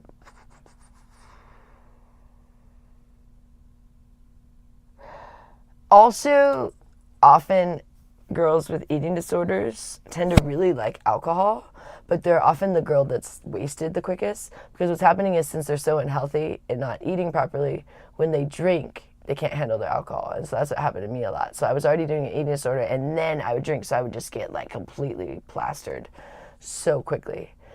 So it's, you know, often that little girl that's like eating a bunch and getting wasted, you know. And often what will happen, like with me when I had my eating disorder, is I would start eating when I was drunk and then embarrass myself. Because normally I just wouldn't really eat in front of people, but then when I was drunk, I'd like, you know, chow down on nachos and embarrass myself. And I was like, what in the world? Why is she eating so much?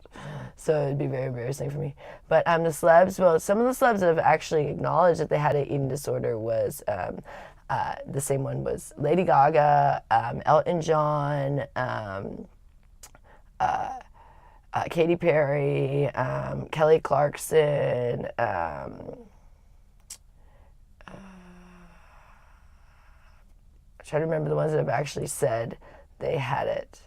There's a handful of ones that have said they had this eating disorder, but the ones that I suspect, that's like endless. But the big ones that I really suspected recently, I'm trying to remember the ones that have, we made a list one time, but there's so many, but it's been so many years since I've kind of gone through the list of a lot of them were the older celebrities, because now no one really says it.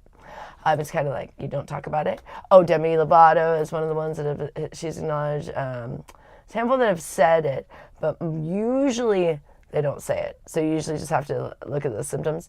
But who I think really has it is Ariana Grande and Miley Cyrus and Justin and Hailey Bieber, but Justin not as much anymore. I think Justin is just wasted on drugs. So people with eating disorders, when they do drugs, often don't do the eating disorder very much because they're just not eating from drugs. And that's why they often like drugs, because if you struggle with the eating disorder, then a drug that suppresses your appetite can be very appealing to someone that is wanting to not eat. So Justin and Hailey were both very heavily into this eating disorder, I believe, when they first got married. And I could see kind of by like the way they both looked, because what happens often is people think that people are really thin. That's not always the case either, because in the beginning they might be thin, but the longer you do it, you actually start to gain weight, because your body will hold on to the sugar quickest too. Like sugar goes right into your bloodstream, especially if it's a liquid sugar, like a smoothie or a coffee drink or something that, a milkshake, something that's like orange juice or something, which is like all this sugar that you're drinking that goes right into your bloodstream. So you can't even discard of that later. That's already right in your bloodstream. So what'll happen is you think you're getting rid of everything, but you're not. So the longer you do it and the more often you do it, the more often you binge, you're actually going to put on weight. So people always go, there's no way that person could be because they're heavy. Oh, no. Richard did it in the past and he was always his fattest when he was doing it because he would eat too much and then be too lazy to like discard it. Very much, that's enough. So it starts to tack on to people. And so I can tell with Justin, he was, because Haley has been putting on, and people say, oh, just because she had a baby, but she's been putting on weight since they got married, and due to her eating disorder. Because I think she tries to, she's a model, and Justin had been putting on weight, but now he's like so skinny, but he's like drug skinny. But those two, I think, because they used to show all this stuff about cooking, and like showing them eating like all these pizzas and stuff themselves, and all these like Hailey Bieber with her Cinnabons, eating like all that. I'm like, you're a model, you can't be eating Cinnabons every morning, I'm sorry. And she's like obsessed with showing her eating food. She's kind of backed off that a little bit. For a while it was like insane with her just like stuffing food in her face. So if you see like a model stuffing like unhealthy food in their face, they're probably not digesting it. And what's really annoying is a lot of the models kind of like to almost brag about that, and it's like not cool because it's almost like this haha thing in Hollywood of like, oh haha, we're doing this and discarding of it. But yeah, a lot of the celebrities on TV, I mean, I'll pretty much point out almost every single one. So it's either also the bloaty face, either comes from alcohol or bulimia. So I've said it a couple times the same, but what happens is not only does the sugar cause it, but also when you're doing that, like whatever you're doing, I mean, sometimes you're like busting the capillaries and the veins and stuff, and so like there's just so many things are going on that your face starts to really bloat, and that's what really irritates someone with the eating disorder too, because when they look in the mirror, they see this bloated face where their body might be really skinny, but every day they do it, and it's not good. And it's very bad for your skin and hair and nails and everything, and destroys your digestive system and your voice, destroys your vocal cords. So the only way someone can have a hoarse voice, so if you think of all the celebrities, Deborah Winger, all those ones back in the day with a super hoarse voice, I mean, all those girls like Tara Reid, all those ones have the eating disorders, all of the ones from Beverly Hills, 90210, all of them had eating disorders. And what happens, why a lot of the celebs are dying of cancer, is because of this eating disorder. So I'm not saying that this eating disorder caused the cancer, which it probably does, but I don't know if it does that. But what happens is when you do this eating disorder, you're consuming copious amounts of sugar, and you think you're discarding of it, but you're not, because sugar is the quickest thing that goes into your bloodstream. So you're actually discarding of your protein more likely, and the fats more than the sugar. You're absorbing all the sugar, and then you're getting rid of the things that are better for you. So you're actually living on like an all sugar diet. Well, sugar feeds cancer. So why these celebs are dying so young of cancer is when they have this eating disorder, I believe. This is my theory. Now don't quote me on this. This is not 100%. This is my theory, okay? This is my theory, is that this eating disorder, if you already have cancer, well, now the amount of sugar will cause cancer to flourish in your system, where someone who is not eating this eating disorder would not consume the amount of copious sugar that someone that thinks that they can discard of it. Do you know what I'm saying? Like, the amount someone eats if they fully are digesting it is much different than if they think they're not digesting it. So they would eat way more than they would ever eat before having this eating disorder. So that amount of sugar, I think, intensifies how quickly their cancer flourishes. So people like John Travolta's wife, I believe she had an eating disorder, the same one, Luke Perry, from Not into a No, some of these ones, a lot of them, I think, wasn't even like Dustin Diamond, I think it was his cancer, I can't remember, a handful of them, Screech, that died very young from cancer. I believe definitely 100%, what's her name, Brittany Murphy. that eating disorder, 100%. You know who else had it was Britney Spears, but she kind of stopped when, I think she was a little wacky. I think she kind of stopped. But who else are some of the ones that have admitted to it? I forget which ones have admitted to it. It used to be back in the day, the celebs would talk about it. Russell Brand is one of the ones, because he was with Katy Perry. Those two were both. A lot of times these couples will do it together. What's her name? The one that was on Sin City. Jessica Alba. So Alba has admitted to it. The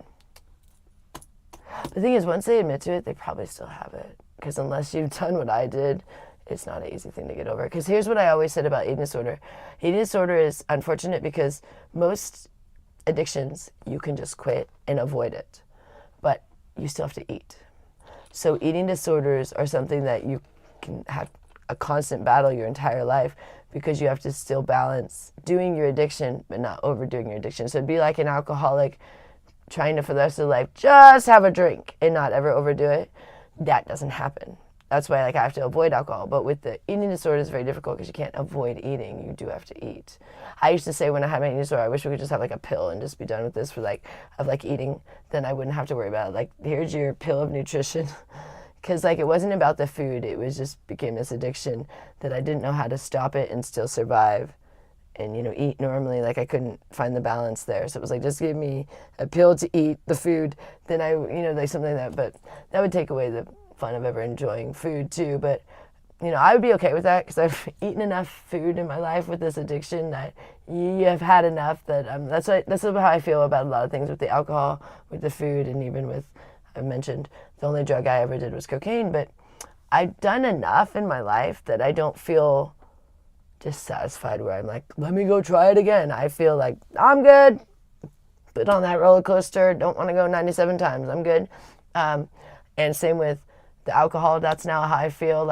I've had enough. I have enough bruises, and not even bruises, scars now. Bruises that turn to scars. They just still look like bruises, though. Everyone thinks they're bruises, my scars. It's the weirdest thing. This one on my leg here from tuck and rolling out of the car while Richard was driving.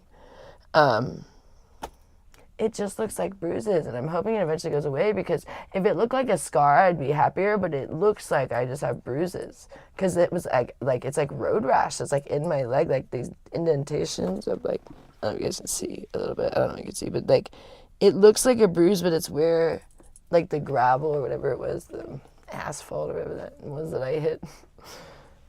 I don't know. It left where it looks like a bruise, and then I have that thing on my hip. That one looks a little more like a scar. But I talked to a tattoo artist when I was in New York last time, because I thought about maybe getting a tattoo, which I hate tattoos. I have one. I don't regret it, but kind of wish I didn't have it. My tattoo is my mom and brother's initials in 2 circles, which my sister designed it. It was her idea. It looks like a MasterCard symbol. She designed it and wanted us to get matching tattoos. So I did it right after my brother died. So I was, 22. And it was only $50 and it didn't hurt. But now with my job, it's just so annoying because we're oh, what's your tattoo? I'm not going to tell you that morbid story. So I have to make up stuff. But I don't like tattoos. So I don't want another one. I didn't really want this one. I would never plan on getting a tattoo, but I thought it'd be, nice thing in memory of my mom and brother, but I didn't ever plan on doing this job. So now everyone asks me what my tattoo is, and I didn't want to talk about it every time. So I don't say, because that was just morbid and weird. But I asked this tattoo artist about covering these, and she said, well, when did it happen? I said in March. She said, oh, those will heal more, so they won't scar that bad. So you can't get a tattoo yet anyways, but that will heal more. Explain why you're stressed out by your looks. Someone is saying that Americans are worried about their looks. Just be happy as you are. Explain why it's different for you. Well, my looks are a requirement for my job. I have to look good for my job. So if I didn't have this job, I'd probably be way more loosey-goosey on my looks and my fitness and stuff, which I kind of appreciate that I have a job that requires me to look good, because we do have a tendency to let ourselves go, and I can do it. If there's any time I have time off, I can get a little lazy and just kind of not care and let myself go a bit. But with my job, since I'm pretty much always on call, I have to always be ready to look good. And it's all about me, like in the sense of like when I feel I look good is when I am the happiest for work. Because when I have to go to work and I feel I don't look good, then that sucks. Like, I don't like that. But when I feel I look good, then it just makes my day better. And my clients may approve both ways, but like it's the personal self-confidence thing. And that's like, so when I feel that, like right now I'm feeling it, but I wasn't for a while, especially when I was drinking. Like now I'm feeling like confident again. I feel good in my clothes again and stuff. But for a minute, like when I was drinking occasionally in New York, it was causing me to never kind of like bounce back to my fitness and health. So it was kind of like, even if I wasn't drinking, I was still kind of like in a slump and not really like feeling good and not really like, I don't know, my looks not being bad, but not being like where I feel good. Because like a lot of it was with my face, because there was a lot of like bloating and I get a really puffiness with my eyes. And I'm already 40, so you add a little bit of like basically making you look tired and old. It doesn't help when you're young, like you have that maybe like a little bit of hungover. Like, so mine lasts for a long time. So when I drink, it takes me a good week or two to really kind of like get my face back to normal. Like it's puffy for a while. And I didn't realize that till I drank again after that day 14. I was like, cause I was feeling good day 14 and I was like, oh, now my face isn't puffy anymore. And then I drank that day 15. And then it's now taken back to now I'm day 19, but the last, it was around day 14 again that I was feeling good again. It takes about 2 weeks where like, I'm just like, I don't feel like so like bloated and like, but then you talk about where's the other bloating coming from? Well, that's because now, also when I was in New York last time, I messed up with the eating, because especially when I drink, it's just they kind of go together. It's just you just don't care, and so you make stupid mistakes or stupid choices. So I had to recover from both, and so the alcohol, was causing like the bloated face. But what I'm talking about with the bloating is my stomach gets bloated because that's a digestion issue. It's the candida overgrowth issue that they flourished again. So I had really resolved my candida overgrowth. You never get rid of candida in your stomach, but they weren't in the overgrowth state until I went back to New York, and then now they're flourishing again. So in order to get those back at bay, it takes a couple of weeks of not feeling good. And what happens is, so candida is a fungi in your stomach that everyone has. But normally, I don't know what their purpose is, but when you're eating properly, then you don't have an issue. But when you are eating unhealthy, or if you do eating disorder, you get candida overgrowth, which now you have like an abundance of these fungi in your stomach, and they're causing all kinds of havoc to you. But one of the things that they're causing is cravings. So the fungi in your stomach are the things causing the cravings to your brain of like, I want sugar, sugar, sugar. And they live in fat. So they like high fat and high sugary things. And so you're just constantly craving like really oily and really sugary things, and even those salty things, and all the above. And you don't know why you're craving all these things. You feel like a pregnant person because and once you tell those things you're not going to eat that anymore by not eating it, you don't literally talk to your stomach, but you stop eating the sugar, and then those things are like, what the hell is going on here? And so they first tried to give you really intense cravings. So it's like miserable before it's better. Like you have the worst cravings your first couple of days trying to quit sugar, because those things are like, wow, you're going to eat sugar. I'm going to make you get like lightheaded. I mean, all that stuff, those are all sugar withdrawals, but the candida is also just causing those havoc. But once they start dying off, because they now don't have their sugar, they release 79 toxins in your body as they die off. So it's just this havoc of just not good feeling when you first quit sugar if you had this candida overgrowth issue. But one of the things they cause is bloating, really intense bloating. That's one of the the aftermaths of these little buggers. And the only way to get rid of them is after they die, you have to poo them out. And what happens sometimes is, as you're switching your diet, you might get constipated.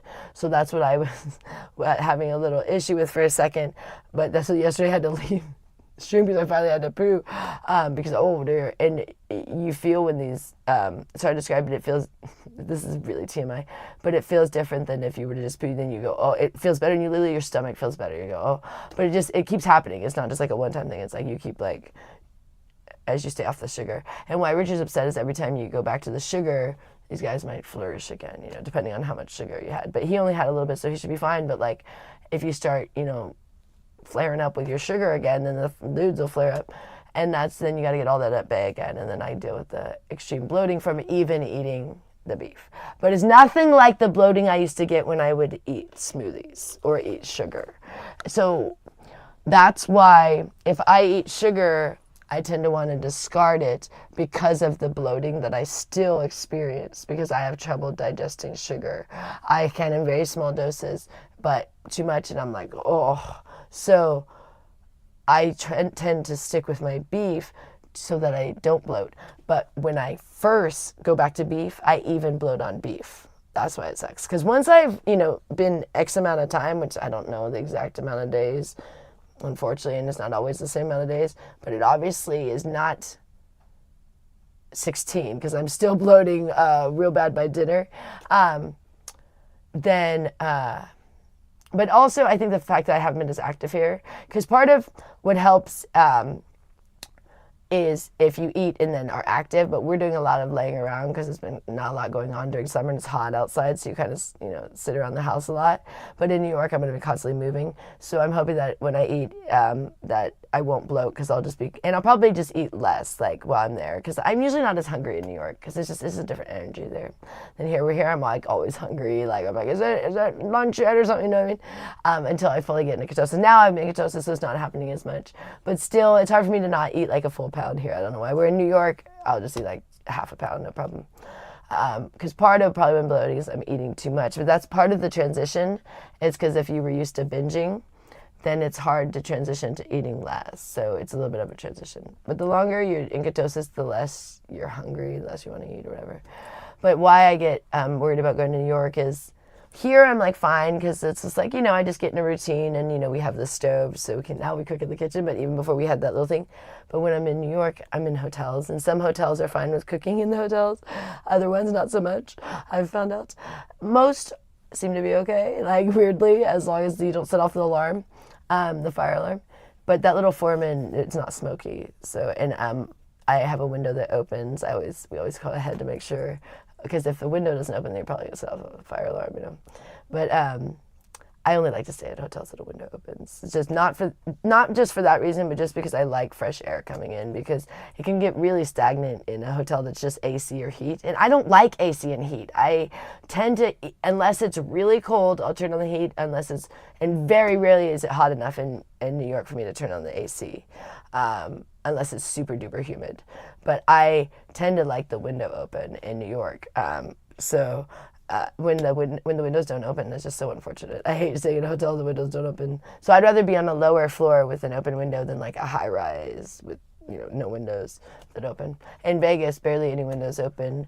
That's why the Cosmo is so cool. But the Cosmo has balconies, but that's only because it was going to be condos, and then they got turned to a hotel with 2008 real estate crash or whatever. But so I'm going to Manhattan in 2 days. I leave on Thursday. I'm going to finish packing today. I have to make sure. Okay, the thing I need to, I have, this is funny, TMI here, but I have these like granny panty underwear. They're organic cotton Hanes that I just adore to wear other than when I'm working. That's what I have on all the time. They're just the comfiest things, okay? But I only have like 6 pairs of those. And then I have my less comfortable underwear.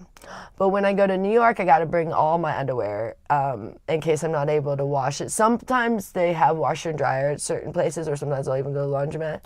But I can't guarantee that's going to happen.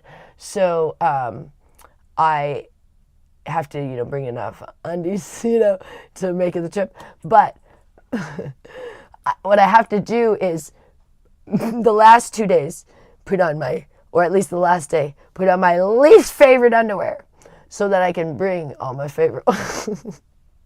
So I was thinking about, I did my laundry. I was like, oh, I still got to do underwear because I gotta make sure. Because I refuse to not bring. Like I don't want any of my nice organic cotton. I needs to be in the laundry basket here. They need to all come in New York. But it's funny because I got one of these uncomfortable ones.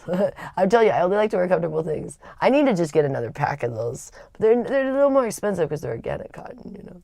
So me and the cheapskate I am. But all my other underwear just not comfortable. You know, when you're riding up your bum or something. I don't know. I'm not a fan of thongs. I wear them for work, of course. But in my regular life, no thank you. I don't need that up my butt all day. No thank you. I like my granny panties. They're not too granny panties. I mean, they're considered bikini, right? Whatever the bikini cut, but yeah, granny panties. So that's one thing I realized today. I'm still wearing a pair. I should have, because I was doing laundry today. If I had thought ahead, I would, let me close it and put them in I hate this. I hate when I leave my clothes in the washer. My mom was insane about you do not leave clothes in the washer because they start to get stinky and they get more wrinkled.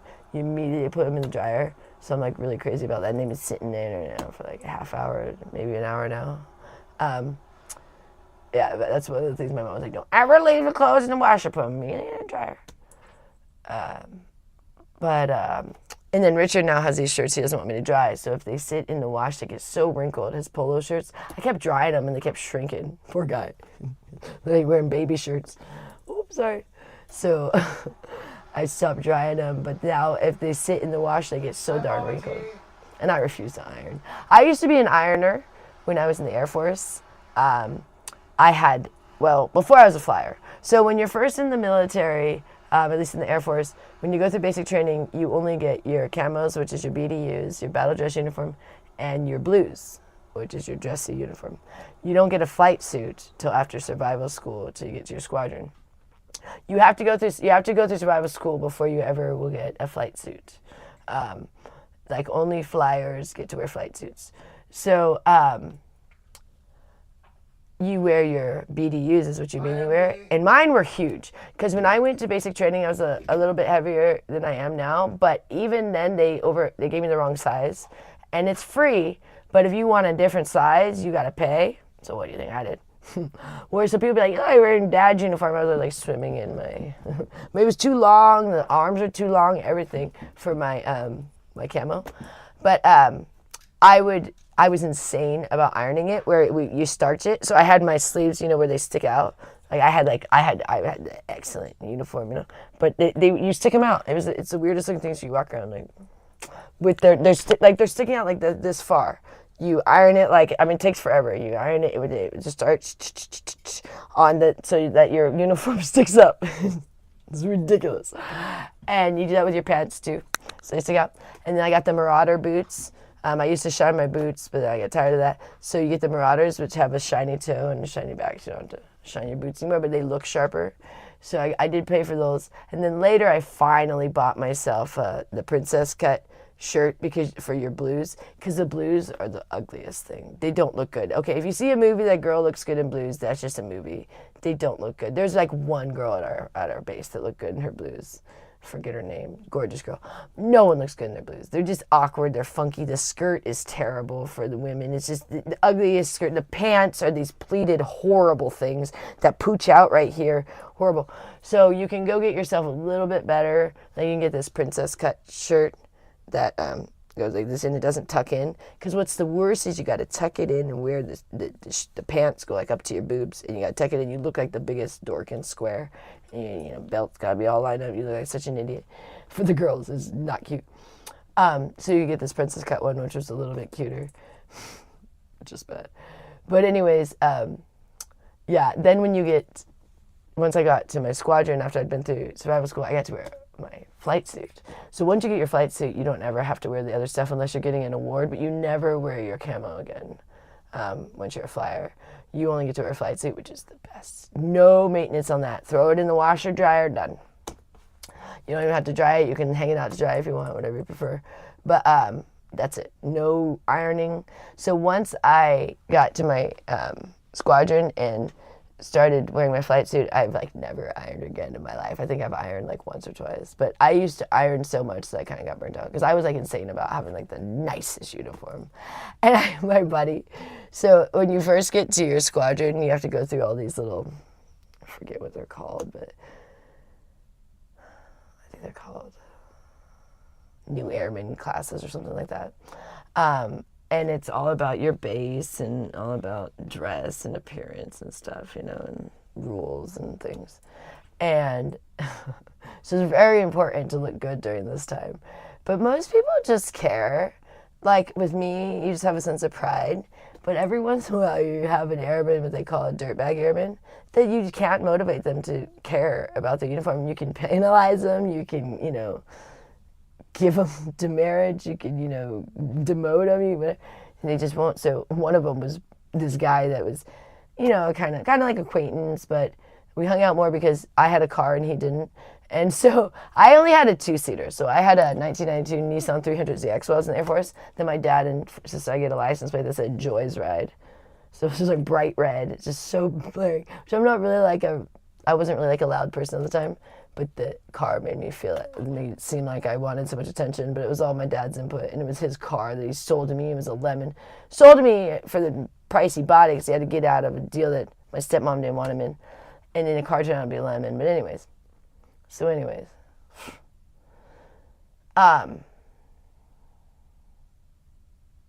2-seater. So I had 2 dudes that would fight over who got a ride to work. Because it was on base, but it's several miles, you know. And they have a little bus, but they didn't want to take that. So I had my friend Kyle and my friend Sal would fight over who got to ride with me. But both of them were like DBAs, dirtbag airmen. Just didn't care. So I'd always have to go wake them up. Both of them, whoever I was getting a ride that morning when we were supposed to be going. You guys know me with I have to be like extra early. So they were still in bed. I'd get your ass up. So my friend Kyle, in order to save time, because he would always sleep in, and he was such a, he would sleep in his uniform. And so it was horrible. Like, he would never iron it. It was just wrinkly as could be after he had slept in it. And I go wake him, he had his boots on and everything. I'm like, Kyle, we gotta go. And he'd jump out of bed. I'm like, oh, Kyle, your uniform is horrible. And I don't care. So we'd go to this thing, and they would just rag on him. I mean, they would scream at him about fixing his uniform and how disrespectful he was and what a dirtbag he was. And like every day of this thing that went on for a couple months. He never had any motivation to change his behavior. It's like, how you don't want to, like, I don't care. But it was just like the weirdest thing. I was like, you don't have any sense of like wanting to look good, like of like, or like caring that they're yelling at you? No, I don't care. They can kick me out if you want. They won't kick you out for a bad uniform. They just like are appalled by that someone doesn't have a sense of pride in their uniform. So, but yeah.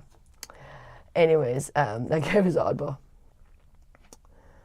But yeah, I always was giving people rides with a 2-seater. Like, how am I the one giving people rides? Someone with another seat? So it'd be funny because I had one friend that had a motorcycle, and I had a 2-seater, and my other buddy had a 2-seater truck.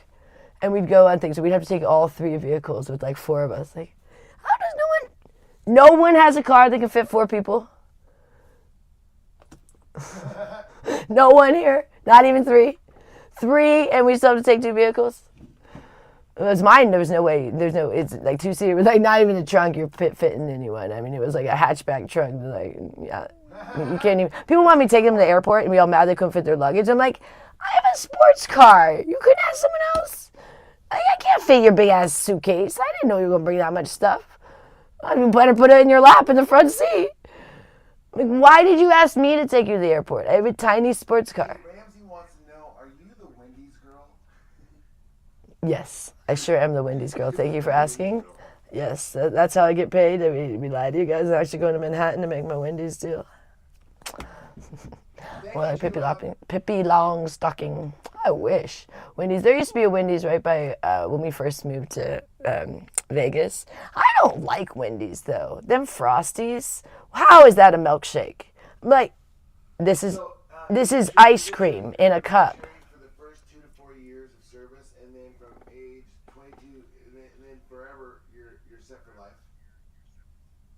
No, that's not true at all about the military. The only thing that you have for life is you can go to the VA hospital if you get out after 4 years. But 4 years does not get you, retirement is what you're talking about. You have to be in 20 years to be set for life, or you have to be injured, which I am injured, so I could have got disability, but my disability would have been small. because like it's rated according to what your disability is. So in order to get like 100% disability, usually after like I'm be missing arms and legs or something. But I mean they're really strict about it. But I would have got a little bit of money, but I didn't feel like doing. But yeah, the VA sucks in a lot of places. We have a pretty good VA facility here in Las Vegas, but it's really bad in Oregon. But I have a story what happened to a client just the other day. So I have a client that he was in the military like a million years ago, when they still had like that orange agent stuff or whatever. And then like he's had all of these where he was exposed to all these things that like now have been, removed from the military, but back when like times were very unsafe. So he has 100% disability, but from like a million different things. It took so many different ailments for him to even get 100% disability that they came up later. So you can go back, like I can go back and still get my disability. You just have to go to the VA and sign up for it, but I could, and I should, but whatever. But it's forever if you have an injury, and mine is a documented thing. I mean, they documented when I left, because you do a physical when you go in and when you go out, so they can see what happened.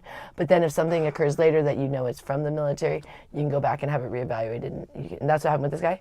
But anyway, so he has all these things. I mean, the poor guy, he's actually dying at a very young age due to the brain trauma he occurred when he was in the Air Force, that his brain is shrinking. Every day he gets more where he doesn't remember, and he's not that old. It's not like, it's very sad, like he can't remember words, like he'll try to talk and it's taking him longer and longer, and they're not giving him very long to live, and it's all due to his military things that happen. But what happened the other day to him, he lives in Vegas, is he goes to the VA hospital for neurology, because he's been dealing with all kinds of stuff.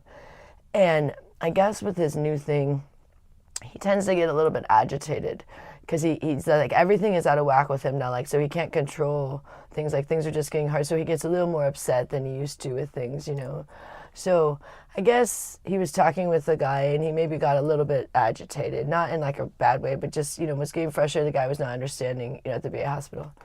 So without him knowing what was going on, they say, okay, we're going to send you over here.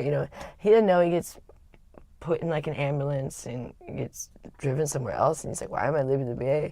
And all of a sudden he gets driven somewhere, and then he starts to get in process somewhere, and he feels like they're taking away all of his stuff, and he's like, what's going on here?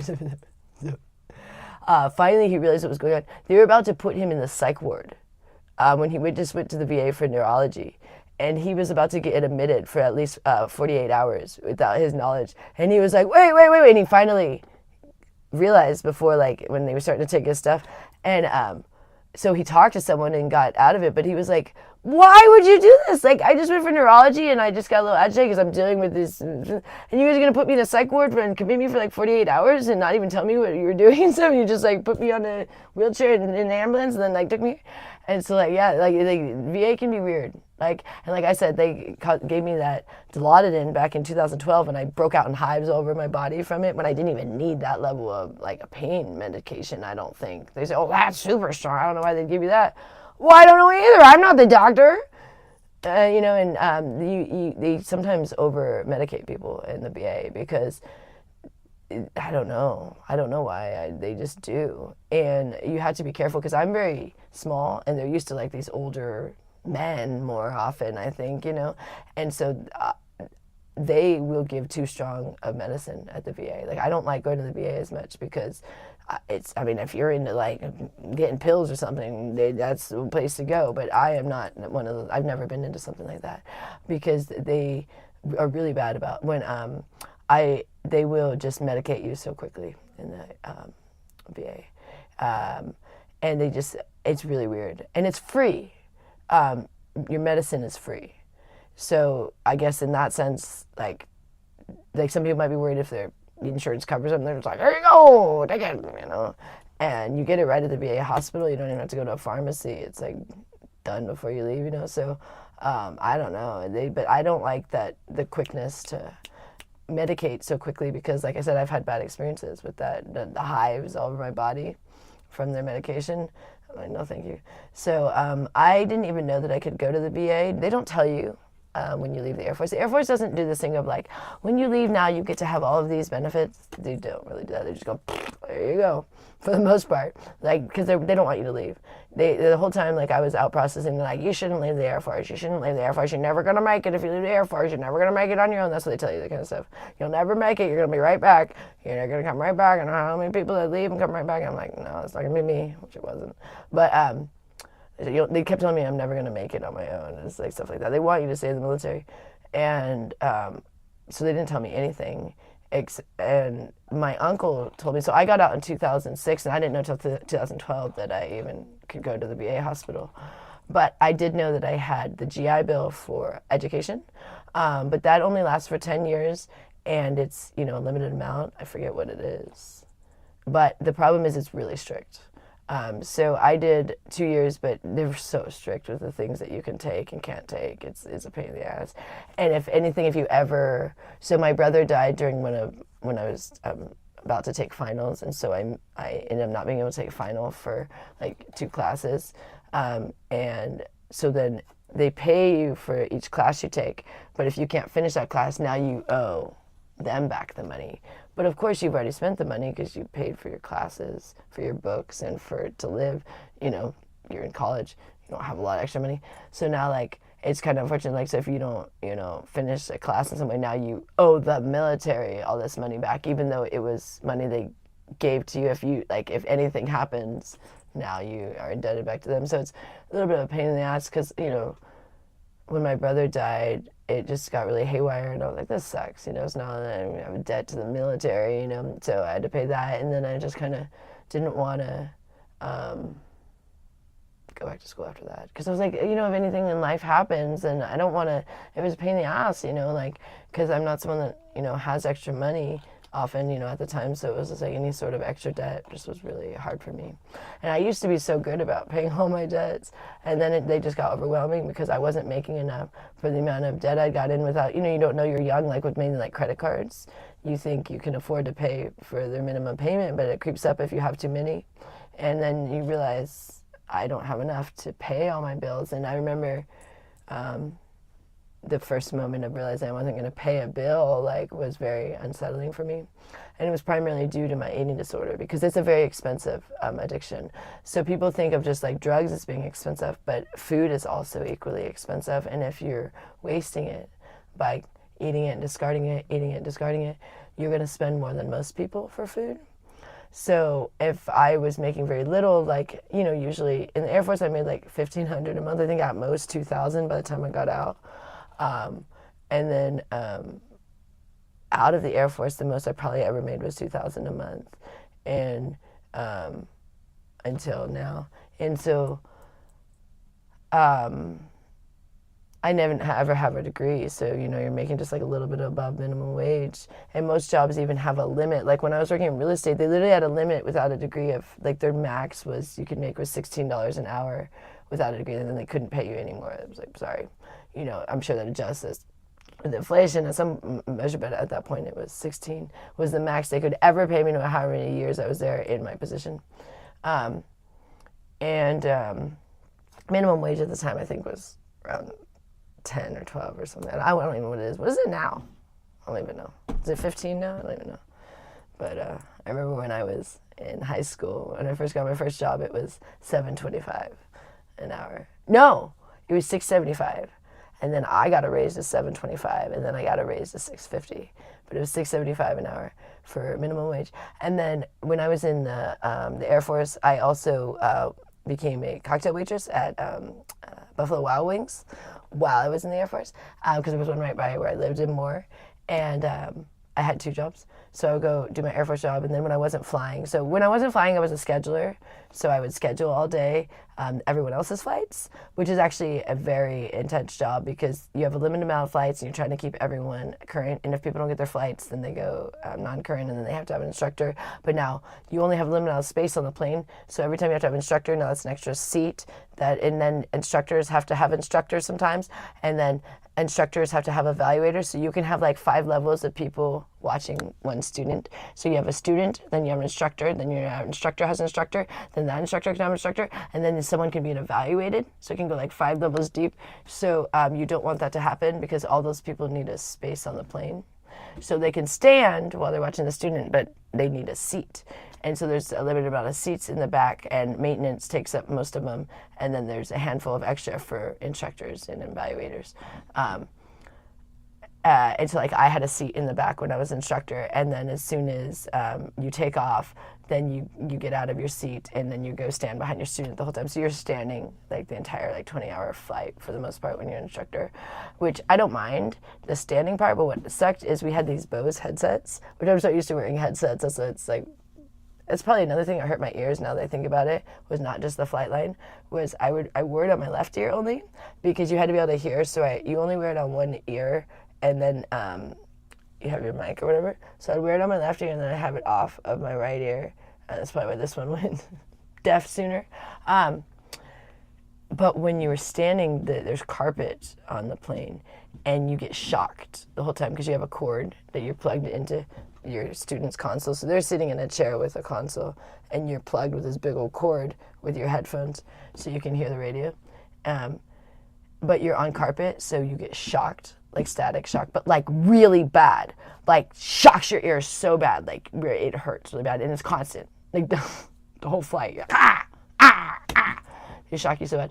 So some people, the Bose ones did it worse. We had these big green ones. When I first got in the Air Force, I had the big green ones, you know, like you see like in helicopters, those big green headsets.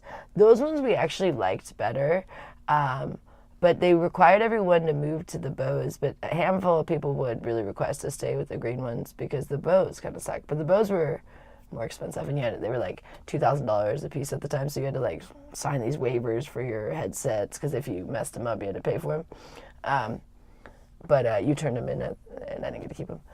But those ones shocked you so bad. So bad. So that's part of the one thing I didn't like about being an instructor. And then also, as an instructor, like, okay, so every flight you do emergency drills, which sucks so bad. So emergency drills mean you put on your oxygen tank, and then you fill up, the back row fills up the oxygen tanks for the rest of the row. And so there's there's 3 people in the back row for my job. We're called ASTs, Airborne Surveillance Technicians. We are the ones that get to do all the shitty tasks because we're the lowest ranking on the plane. Most are officers. We're one of the only enlisted, besides like the radar technician, like one other position. Everyone else is officers. So of course any crappy tasks they give to us, like bringing on the meals and getting the coffee and the water and bringing all that stuff on the plane. And then bringing the bags, of course, if we're going somewhere, we get to load that stuff. But the other thing is during emergency, we get to fill the oxygen tanks, which is the suckiest thing to ever do. And so no one wants to be what they call I can't remember if it was T1 or T2 now. It's T2. I think it's T2. No, I don't remember. T3 is in the middle. That's your highest position. You have T1 and T2. I can't remember which one's which. But you don't want to be the one by the wall because that person has to fill up like anywhere from 30 to 40 oxygen tanks. I just like them. They're fun. I like the pigtails. Someone said I like them. They're fun. I did it in the beginning. I showed you guys. It's just kind of fun. I just do it mainly for the blogs. I don't walk around like this very often. I used to sometimes, but I'm a little too old to be. I sometimes do if I did it for the blog and all, but like for work I don't do it like this. But anyways, so that person has to be the one to fill the oxygen tanks. But the problem with the oxygen tanks is they're really cold. They're freezing cold when you're filling them, and the thing is really hard. So you take this big, you know what I'm talking about, like those big ass yellow tanks, and you have to jam it into the wall. And this thing, it's got this like outlet that it goes into, and then you have to hold it as it fills the tank, and then you pass it, and then the other person on the other end brings it to all the rest of the crew. So they have their oxygen, because there's oxygen coming from the plane, but there's people that need oxygen tanks, that especially the crew that's not sitting at consoles. So everybody that you brought, like all your instructors, all your maintenance, everybody.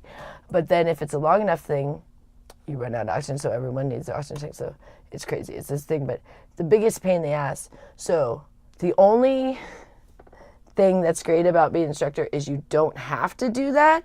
But the bad part about being an instructor is you now have to tell your student to do it, which it sucks so bad. So what you try to do as an instructor is get your student not in that position, but every student has to do that position at least once, during their training, when they're during the part where they're with the instructor.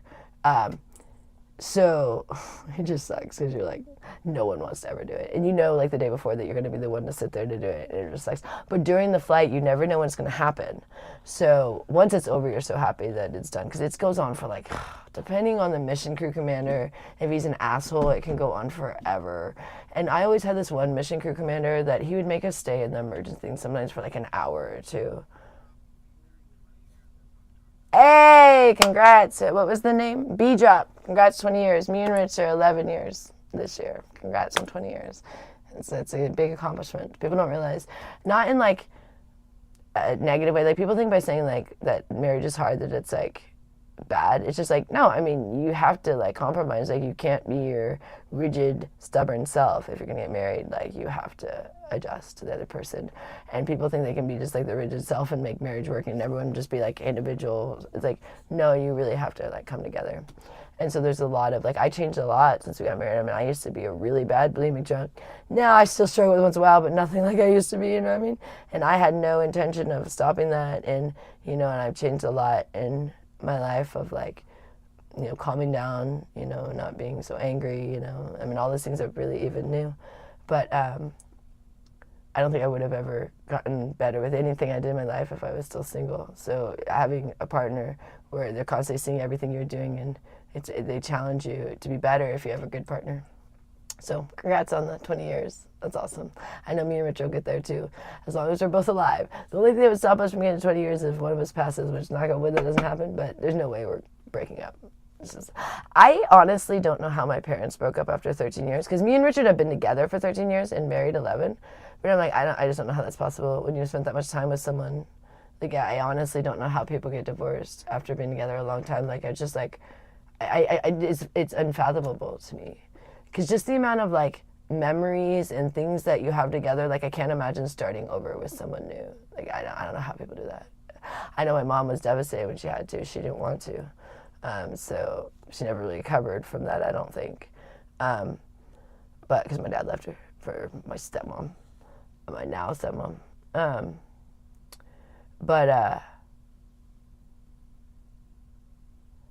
Anyways, yeah, so being an instructor sucked because I don't like punishing people. I know you guys think I do because of some of the stuff early on here. That was not trying to be punishment. With Gloria, it got a little bit to where I was being cruel, but it wasn't fully to try and punish Gloria. What happened is I was mad at Gloria for her not taking care of her children. So it was kind of like this thing of like, which is wrong, I shouldn't have done this, but it was like, I'm going to take care of your children and like, forget you kind of thing. It was more like, you're not taking your kids, so I'm going to take care of your kids. And like, I kind of forgot to take care of her too. So it was more like that, less of like, I wasn't trying to literally like punish her, but it was like, I'm going to care for them because they've never been cared for all this time. And then, but I didn't think about the fact that she needed to be cared for too. Like, obviously, if she's not caring for her children, there's something wrong. She wasn't caring for herself either. So I was treating her as if like she should have known better and should have been this way, but that's kind of the problem. That's why it occurred in the first place. So it's like, I'm mad at her for obviously like something that's wrong. And so once I realized she can't really control it, then I did realize I was in a way just punishing her because I was, making Annette's room nice, cleaning Annette's room, trying to be good to Annette, and just very much discarding Gloria. And doing it in the premise of, well, since Annette's been so neglected, let's focus on Annette. But really, Gloria was pretty neglected too since the father died. But I was mad at her because I was like, well, you went out gambling. But, I don't know how much she enjoyed that. It was more just became, an addiction. But, her life was pretty treacherous, all these years with like this house being so much in disarray and Annette being in such disarray. But, it was Gloria's fault with what she was giving Annette, but she didn't know that she was contributing to her sickness. She thought she was doing what was best. So, but so I had all this thing, especially when Annette first lost her teeth. I had a lot of anger towards Gloria, like, why didn't you teach your children to brush their teeth properly ever? You know, like feeling all this anger. But then I realized she can't help it. So it's like getting angry at someone that can't do the thing that you want them to do. Like being so angry because they cannot do the thing that you expect of them. Like, you can't get mad at someone. That's like, it's wrong expectations. You know, like, some people can do certain things, some people can't. So to think that everyone can do the same, you're, you know, setting some people up for failure. And that's basically what I was doing with her, not intentionally, but like, of course she can't achieve my level of perfection of whatever I was holding the standard for her. And once I stepped down off that pedestal I was, you know, putting myself up on and everyone below, I realized I was the one in the wrong. Like, and I'm thinking I'm all arrogant, thinking I was right for the way I was acting, and realized I never should have acted that way towards Gloria. And so that's why I feel really bad. But luckily she's doing better, but, you know, she's still, we don't feel she has that long. And so that's what's sad is I wish, okay, the only thing I can jump onto is that I had many good years with Gloria. So until we moved in here in like the beginning of 2023, and even when we first moved in here, I was getting along with Gloria until there was some point that it went south, and it was like that me and her had that one fight. That's when I started drinking when we first got here. Because I couldn't sleep because of the mice, and so I was like, oh, I'll just drink. There was, you know, any excuse to drink for me in the past, you know, that wouldn't seem bad. But then it just leads to bad things. So, so me and her had that one thing. We have Richard videoed it where she came up with me a stick. But after that is when it kind of went south with me and her.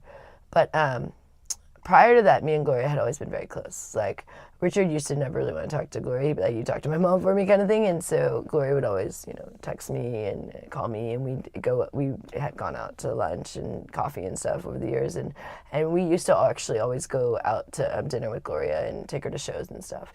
Never Annette, because Annette never wanted to come. And Gloria was very sheltering of Annette in the sense of us. Like, whenever we would come over, she would literally send Annette away. Like, she would give Annette money and send her downtown. And so we would just never see Annette when we would come over for the holidays, like early on. And then in like 2016, Gloria kind of stopped letting us come in the house.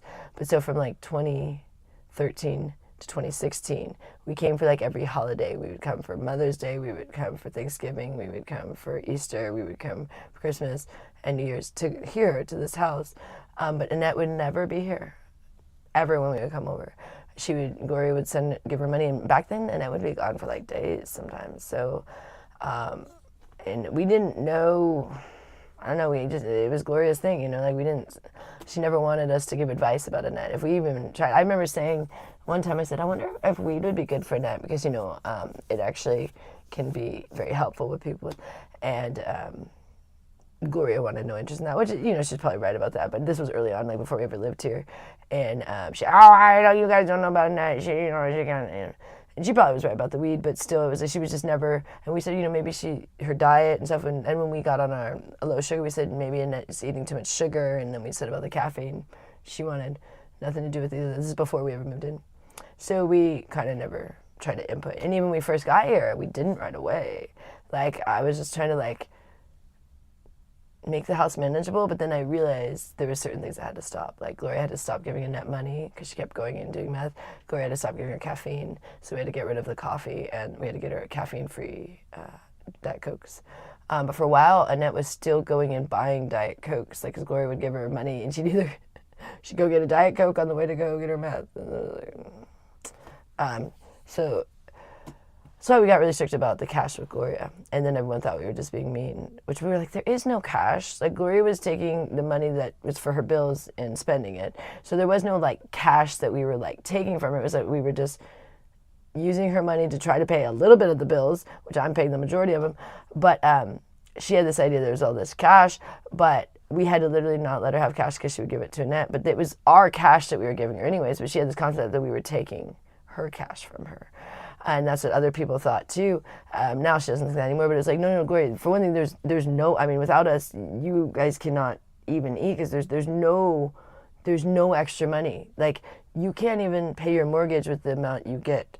So like there's no way you can pay your bills nor live in any level. So any cash we give you is from us. It's not that we're taking yours and giving it back to you, But so that was a little bit of a challenge in the beginning, and just kind of being like, no, we're helping you. We're not like, and even online this everyone thought, but it's like no, like we're here. Yeah, how we got here was a weird scenario because we would have never moved in this disgusting house at the time in any other scenario in life. So it's the only way the universe lined it up to where we would even step foot in this house.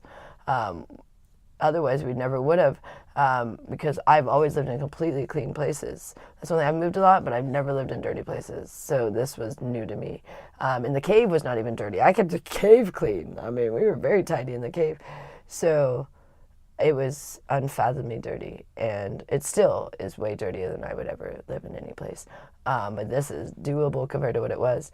And so I first had to make my space, which people criticize, but this room came together because I couldn't function in the level of disgustingness where they always had. So first I had to make a safe space for myself, and then I worked on making a safe space for everyone else, because until I made a safe space for myself, I literally couldn't function. When I first got here, it was bad, because I have very bad OCD. When I get home from New York, Richard gets a little bit upset because I go through a little hysteria when I get home, and I try not to, but hopefully I won't do it this time because I'm trying to work through my anxiety more. And last time I had been drinking, so I had extra intense anxiety. And when I first got home, I didn't even drink right away. I started cleaning before. So I had all this. So my last trip, I drank in the morning, and I almost didn't make it in my flight because I kept falling asleep. So then I didn't drink till I got home. But I told Richard, make sure you have some ciders for me, because I knew I was going to have to drink for about a day or two to kind of detox from how much I drank in New York, because I was drinking every day for 2 weeks. So I get home, and he has ciders for me, but I'm in such a panic when I see how dirty the room is, because it's just he had cleaned it up, but it's just not my level of clean, and Casper's kind of sitting and all this crap on the floor, and I'm freaking out. So I start cleaning and just kind of freaking out, and Richard had to leave the room because I was having a panic attack over this, and I hadn't even drank it took me a while to even drink that cider, which, even though I was wanting it, first I went to panic mode of cleaning the room before I could even, and then finally after I cleaned the room, then I'm oh, where's my cider? But I was shaking from the alcohol anxiety and just the dirtiness. I really, it's weird. I have very bad, I moved so much as a kid, so I have this bad anxiety with things not being in place, and when things get moved and stuff, and even when I move. So it's gotten better. But when me and Richard used to move a lot, I would have a really hard time the day we moved. My anxiety would go really bad, and I would just have a really, really crazy day every day that we moved. I'd be just berserky that day, because it's unsettling for me. Because when I was a kid, I never had a stable home. We moved so much, so I get unsettled when I feel I have a place and then we move. So even when I change hotels, because I very quickly make something my home since I moved so much. My mom had a rule when we moved, we had to have everything unpacked the day we moved. So right away we would make everything at home, because we weren't ever at places that long. So there was no leaving things in boxes. That not an option. My mom didn't like that. She wanted it to be right away, feel as homey as possible. So the day we moved, you had to unpack everything and have everything hung up and everything. So all day you would move, and then you'd spend all day organizing your room or whatever. And by the end of the day, no one could have any boxes, and the box would be discarded the day of the move. Oh, hello, riding with Rody. Usually too, because the boxes, my mom would call people from the church with their trucks to come move us, for a moving truck. So everyone from the church would come, and then we'd have pizza after, but she'd want them to take the boxes too, so back in their trucks somewhere. But so we always right away, so when I'm in a hotel, I right away unpack and make it my little home. But the more I move in a hotel, the more annoying it is, because it's because sometimes I move every couple of days, and then I'm I gotta do this again. But I always do it. I always do it. Unpack everything and the day I get there. But so when I get home, I just have to do a little bit of like, kind of like my unpacking in a sense, before I feel normal. It's really weird. Like, and I get like, and I'm like, I get mad for a second because I'm like, it's so dirty, it's so dirty, it's so dirty. But just like, I'm sorry. I'm like, I'm not mad at you. I'm not mad at you. I'm like not really mad. I'm like freaking out of this scenario, but it's not your fault. I know you're not as clean as me, so I'm not mad at it because like, no one can do my level of, and I'm not that I'm like the cleanest person, it's just my level of organization is like my thing, like where I want it organized, and when things are out of place, like it causes me havoc. It's bad. I have bad OCD. My dad's the same way, so I'm better than my dad. My dad would spend like hours lining up his cars. He collects little cars, Jaguars. He likes Jaguar, which is funny because we got a Jaguar not on purpose. But I remember my dad was so mad because he wanted that car. But we got it because it just happened to be the car that was available when we were looking for a car. And I was like, oh, that's cool. We got a Jaguar XF Premium, 2009. We got it in 2015, I think.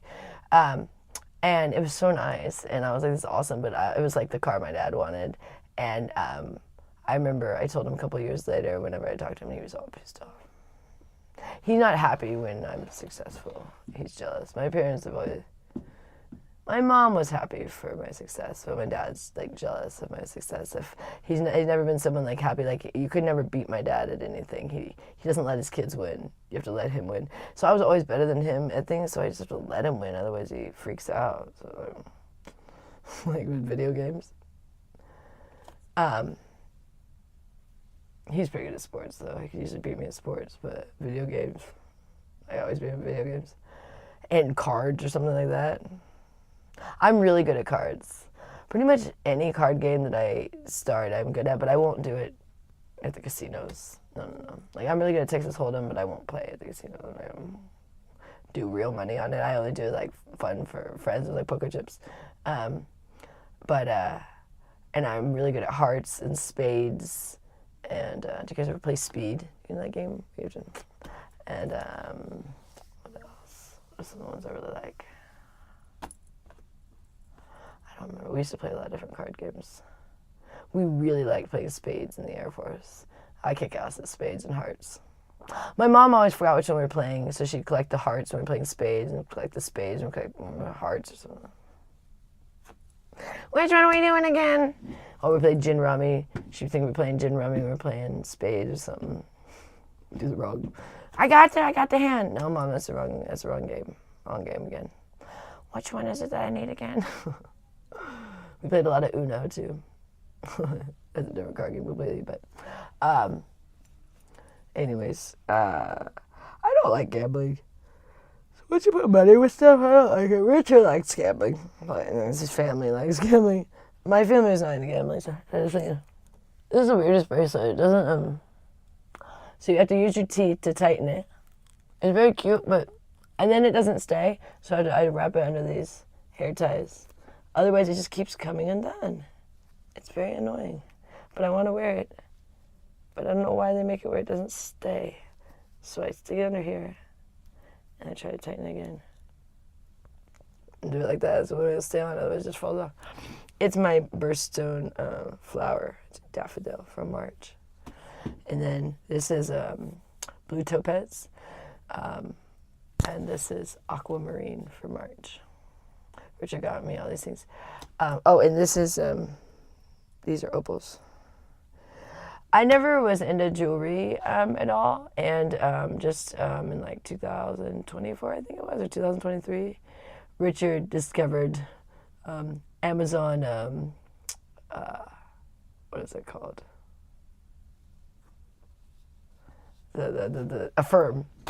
Affirm, and that's become our best friend. Richard loves that Affirm, and it's pretty cool because we've gotten a couple things and then we've paid them off. So like he got me jewelry for the first time on Affirm, because I would never spend our money on jewelry, which I get you spend it later, but it's easier to make payments or something than to one lump sum.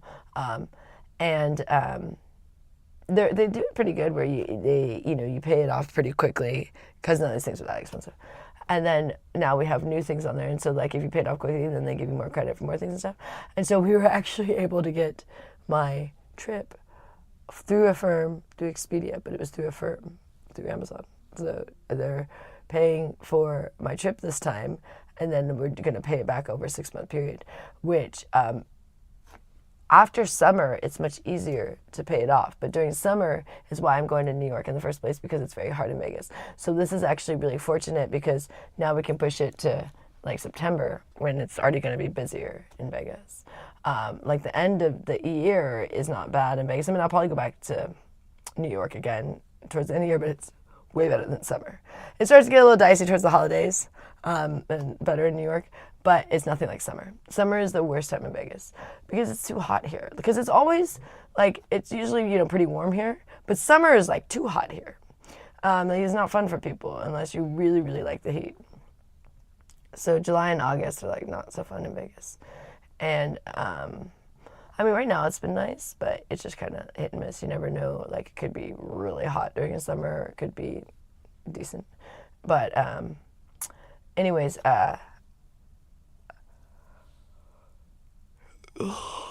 so this whole Amazon Affirm thing has just been beautiful, because me and Richard didn't do any credit for like 10 years. We didn't even try. Like, we wanted to not have credit. We didn't want like debt at any level. But then once we moved in with Gloria, we had to, in order to pay for certain things, we had to get some credit. Otherwise we would have never survived. So I think we're almost pretty maxed out on credit, but as we keep paying things off, then they keep offering us more. And Richard's being really good about managing it to where we're paying everything on time.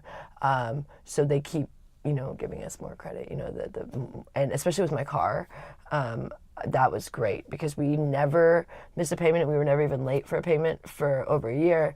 So we were able to transition to a way better loan with USAA. So we were with this other, obscure little bank, because, that car we got at one of them obscure little car sales place, Alibaba place or whatever. And they didn't check anything. They just there was no credit needed. They just $2,000 down, you can have the car basically. It was crazy, the little amount of paperwork. It was insane. I was like, this doesn't seem right. I'm like, Rich, do we really own this car? For a second, I was a little bit nervous. It was so weird. I mean, but that loan was horrific, which we knew it was. It wasn't like we got suckered into it. It was our only option at the time. And so when I hit the car at the dumpster, Timmy Time mentioned, you should see if you could refinance your loan, because have you missed any payments or been late? I'm like, no. We've been on time every single time. So now I got it with USAA, and they almost cut it in half, our loan. It's at least a percentage, and almost the whole loan is cut in half of what we were going to have to pay versus what we're paying now for the car. So now we're paying more close to, the price of the car, not all this extra interest. That other loan was causing us to be almost double the price of the car with the amount of interest. So it was horrible. So now I've been on time with all my USAA. So every time I keep making these payments on time, everyone wants to give me credit, which, I don't want to get in too much debt with credit, but Richard's he was from finance originally, so he's really good at managing that. I don't get involved with that. That's happened to me in the past. I signed up for too many things and then ran out of money, but Richard's really good at balancing everything. Because it can get hairy with all the different things with the firm that comes through. You have those. Luckily, they text you with everything, so you don't have to remember every day. But I do have a list over there of our bills that are regular, our credit card bills that are regular, and all the other Gloria's, all of her bills that she has for the house, and the ones that she hadn't paid. Like the HOA, we owe two. Well, there's two HOA, but we owe one is way back due. So we didn't know there's two HOAs, so we'd been paying since we got here the one HOA, which is due on the 5th. But then we found out there was another HOA that we had not paid. So that one was back due so much. Now we have an HOA that's due on the 5th and an HOA that's due on the 15th. The one on the 15th is substantially more than it should be because of the back due. So we have to pay the current and the back due. So all these things add up. That's half the price of the mortgage right now for just the HOA. So those things, as soon as those back due things come off, it'll be much easier around here. But that's why I've been having to go to New York. And so anyone that thinks that living here was an advantage to us, it was not. And even in the beginning, we didn't want to move in here, even in the state we were in, and it still was better to, we could have got anywhere. I mean, we could have gotten a weekly for like $200. We had $200. It wasn't a problem. I was still working occasionally. I never fully stopped working. I just wanted to, but I still was seeing people that I already knew and stuff, you know. I mean, when we first moved in, I had to see a client, my client that I was talking about that is losing his brain basically now. It's really sad. He actually paid for Gloria's electricity. He knows all about the story here. He paid to get Gloria's electricity on when I first got here. I saw him for an appointment, but that's how we got our electricity on, because our electricity was off. She thought the power went out for the whole street when she just hadn't paid her electricity. They had no electricity, and she's like, oh, it just must be an outage. No, you just didn't pay your electricity for months. Eventually turned it off. Maybe it's only a month they turn it on, however long it is before they turn it off. So they turned it off. And so we couldn't even do it over the phone. We had to go in person with cash, because they weren't accepting anything from Gloria, no sort of check, no sort of cards. And like in person cash was the only way you could even get it turned back on. So I went with my client. We went together to NV Energy to get Gloria's electricity turned back on when we first got here. So I was still even right away getting things done, even though I was barely working. And then pretty soon, being here, I was like, okay, I just have to be the one working. That's the only way we're going to survive. So my wanting to quit ended. But I didn't really want to quit, because I don't really like doing nothing. And I don't really feel like doing anything else at this point in my life. Eventually I'll probably get back into real estate, but I don't feel like it right now. I thought about it a lot recently, like maybe, and then when I thought it through, I was like, I don't feel like it yet. But I always have it in my back pocket, and that's probably what I'll get back into, because I did like 7 years total of real estate. When I got out of the Air Force, that's primarily the business I got into. I wasn't an agent. I was an assistant and the admin at Keller Williams. But so when you're doing that, you actually learn all of the paperwork required for the houses. So that's actually the harder part than the other stuff. You know, sales is sales, you know, and I'm pretty good at sales with my current job, because I have to sell myself. That's all sales is, selling yourself.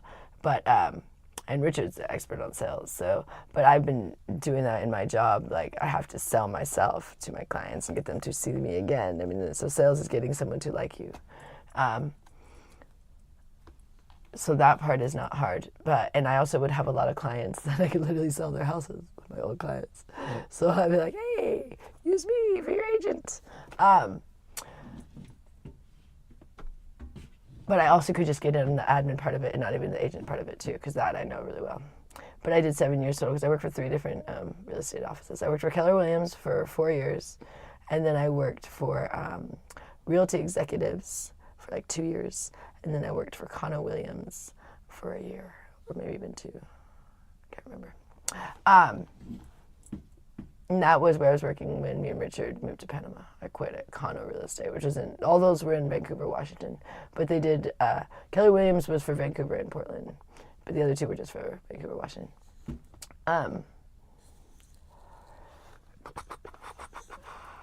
So that's my plan for the future. And people are always like, what's your plan? Real estate or whatever. Maybe there'll be a job that doesn't exist yet. That, like, I didn't know about YouTube when I was a kid, so not that YouTube is probably the best plan for a job for life. Because the thing with social media is it's inconsistent in the sense of, like, you never know when maybe no one wants to see your stuff anymore. Maybe all of a sudden everyone starts hating you, you know what I mean? So it's like, I wouldn't probably plan on that being your only income, if like to think like a social media thing, because it can be like, and that can happen like Pearl Davis was making all this money, and then one day they demonetized her, you know what I mean? And I think she may become, hey J-Dog. So it's probably not the best for like your sole income. Like, it's good for additional income. And people can make a lot on social media, but like I said, it can be a little bit of cutthroat in the sense of, like, they one day could just not like your stuff and cut you, or something that you said, or something offend someone, or something. So, but that is a career now that didn't even exist when I was a kid. So there was no social media. So I always say, you know, people are like, what are you going to do in 10 years, 20 years? And I'm like, well, it might be a job that doesn't even exist yet, so I'm not going to worry about it today. But I know I'll be smarter in 10 years than I am, so I'll have figured out more stuff by then to figure out what I'm going to do, whereas I don't need to know today. But right now, I'm kind of excited to be going to New York. I mean, I do miss my family, and I really miss that little bunny because I miss everyone, but the problem why I say I miss my bunny the most is because I feel the one that doesn't fully understand, where everyone else knows I'm going to New York, and they know what day I'm coming back, where Casper kind of just sits here waiting for the door to open where I walk in, which kind of breaks my heart, because like for like 2 weeks, he's just like, is she coming back? Is she coming? You know? So that kind of saddens me. But I do really miss Richard because we're very connected and we're best friends and we're buddies and we only hang out together. Like we don't have any other friends. We're very codependent that way, and I don't want any other friends. He probably would want other friends, but I don't. I'm very antisocial. So when we're not together, it's hard because we're just so connected. But we FaceTime like 24/7 when I'm in New York. We almost talk more when I'm in New York than here, because here I'm often in the room and Rich is often in the office. So sometimes we're kind of doing our own thing. But in New York, we're almost always on the phone together. And like we're doing our things where I'm in New York and he's here. But like if I'm not working, I'm often on the phone with him. Which if anything, that's kind of a little bit more talking, because when you're on the phone, you talk a little more than when you're not, you know. Sure, on the phone together. But also I really miss Annette because me and her are very close now, and now I'm really going to miss Gloria because now me and Gloria have become close again. So this time will be very hard for me of being away from family, and also I think there was a little bit of, in the past, a little bit of like a rebellion of like liking to go to New York for the drinking thing. So like getting away from my family and having my little like vice while I'm in New York. But now I don't want to do that. So if anything, it's kind of like, I don't know, there's not so much like incentive to like get away from my family in a sense, you know, to kind of do my own little, because I don't really want to do that. So now it's like, well, I'd rather kind of just be with my family. But it's funny when we have an addiction, or even like with the eating, if I was still really wanting to do bulimia, then I would be like, I want to go to New York so I can, because, you know, here, me and Rich keep each other on toes of like, you know, it's being healthy, like watching each other, because it's good to have accountability. But there I could do whatever I want. I really could. I could literally do whatever I want, and I have no accountability. So it's a little bit scary, but then I go, there's a thing called self-control, you know, and self-discipline. But in the past, I think I was looking forward to a lack of self-control and discipline, like, oh, I'm going to go live it up in a sense. But then I realized it wasn't really living it up. It was actually making me feel like crap and become home very unhealthy and not feel good. So this idea of living it up was kind of horror. And so actually when I come home and get healthy, I'm like, now this is living it up. Like, this is nice. This is living life, you know. This is enjoying every day. But what's hard with New York is I do struggle with when I get lonely, and there's those moments of, you know, boredom can cause addiction, but boredom is a state of mind. But I do have a tendency to, when I'm done with maybe all of my little chores and things, which are nothing in New York, you know, I maybe have to go shopping, maybe even, but if I'm doing beef, I could buy that in one trip and not have to go back for a week or something. You know, you buy like several pounds and I get a jug of water. Unless I run out of water, I don't really need to go back to the store. But I might not buy it that way just to have something to do to go to the store. But then I go, do I really want to keep going to the store? So it just things, I start thinking about all these things. Like I start already planning, like, how am I going to make it the easiest for me to not be constantly tempted? But the problem is in New York, as soon as you walk outside of your hotel, there's just food you're bombarded with and alcohol. There's bar after bar. There's, stand after stand. There's restaurant after restaurant. And usually there's, like, pizza on every corner, you know. And I'm not a huge pizza person, but New York pizza, some New York pie is some pretty good food. So, and it's like $1.50 sometimes, and you're like, oh, it's so cheap, and it's not, you know, but there's a reason why it's cheap, because it's not that good for you. But, so it's one of those things, like, I'm like, oh, it's not that expensive, you know, but it's just a self-control thing, so. It's 5:40 now. Uh-huh. It's 5:40. Okay. I don't know, do you want to keep going, or? Yeah, I'll probably jump off. Did we want to go outside and maybe do some push-ups and nunchucks to end it? Let's do that. And then, you want me to shop this morning, or are you shopping? Okay, do we still have some beef left, or did we eat it all? No, that's right. You probably need to start getting 6 pounds, because I want you to start eating your beef again. No. So we were doing 5 pounds, and Richard's been eating a lot of, like, Gloria's food, but now he's a little frustrated with that, because he doesn't trust when she cooks now, because she sneaks sugar in there. And it's unfortunate because she lies about it, and she will not stop doing it. Like, she's either whether she putting barbecue sauce or something on there, but this time he's like, I would have preferred the barbecue sauce over honey. And it was slathered in honey. He kept thinking, what is on this? Like, it looks like a sauce. And she said, no, no, no, no, no. And then he ate several pieces of the ribs before his brain told him, this is sugar. Like, this is, no, no, no, no, no. And so we went out to ask her again. And she said, oh, just a little bit of honey. A little bit of honey. She'd pour like a whole jar of honey on this thing. I mean, it was like slathered in honey. How rich. So he was pretty irritated with that. But he didn't tell her. But I think she heard that he was angry from the back room. He's like, what the hell, honey, honey? You know, he's getting, you know. And so I think she heard that he was upset about it. But it's important, though, that she knows that that is important to him. You know what I mean? Like, he didn't, you know, yell at her, but I think she could hear that he was upset. And so she felt kind of bad. But it's not cool that she's sneaking sugar when she knows he doesn't want sugar, you know. So, all right, let's go outside. Oh. This one, see, falls out easier. Okay, so they've upgraded these beats. The new ones are much better for many reasons. One thing they have, the old one had, okay, so I have two. Look, oh, look at this. I actually have three now, you guys. This is crazy. One of them has to go back today. So this is the old one. This was like the number one, I guess, Beats earbuds. And then this is now Earbuds Plus or something. This one, Mitchell got me this transparent one. It's improved a lot. This one has 24 hours of charge time with, if you unplug this. Where did you get your shirt, by the way? Everyone loves your Minnie Mouse shirt. It's either Target. Oh, this one is Target. Yeah. This one was Target. I had to remember if it was Target or Walmart. This one was Target, I remember now. This one only had 24 hours of total time from like, each ear has like 8 hours or whatever it was, I don't remember. And then when you bring the case, you could have 24 hours. This one's 36 hours. But the other thing is like it stays in your ear better and it's way less touchy. So this one, whenever you touch it, it would turn on or off the music. This one, like, it takes a little bit more to do it so it doesn't happen on accident. But get this. So these ones are kind of broken. The left ear of these ones, that's why I keep using the right. And I like to have both work because I change them out. Especially when I'm flying, I only put one in, and then when it dies, I put the other one in, so I never run out of charge. So Richard got this one, but he got them refurbished, so it was way cheaper. But look at this. I had ordered this one, which I now need to return. It just came yesterday. We're going to return it today. But this was the same as the white ones, but in black. So this was the older one. I got this one was refurbished. This was only like $63. But we're going to return this one. We got them both on a credit card, so. But so that's going to get returned back to our credit card.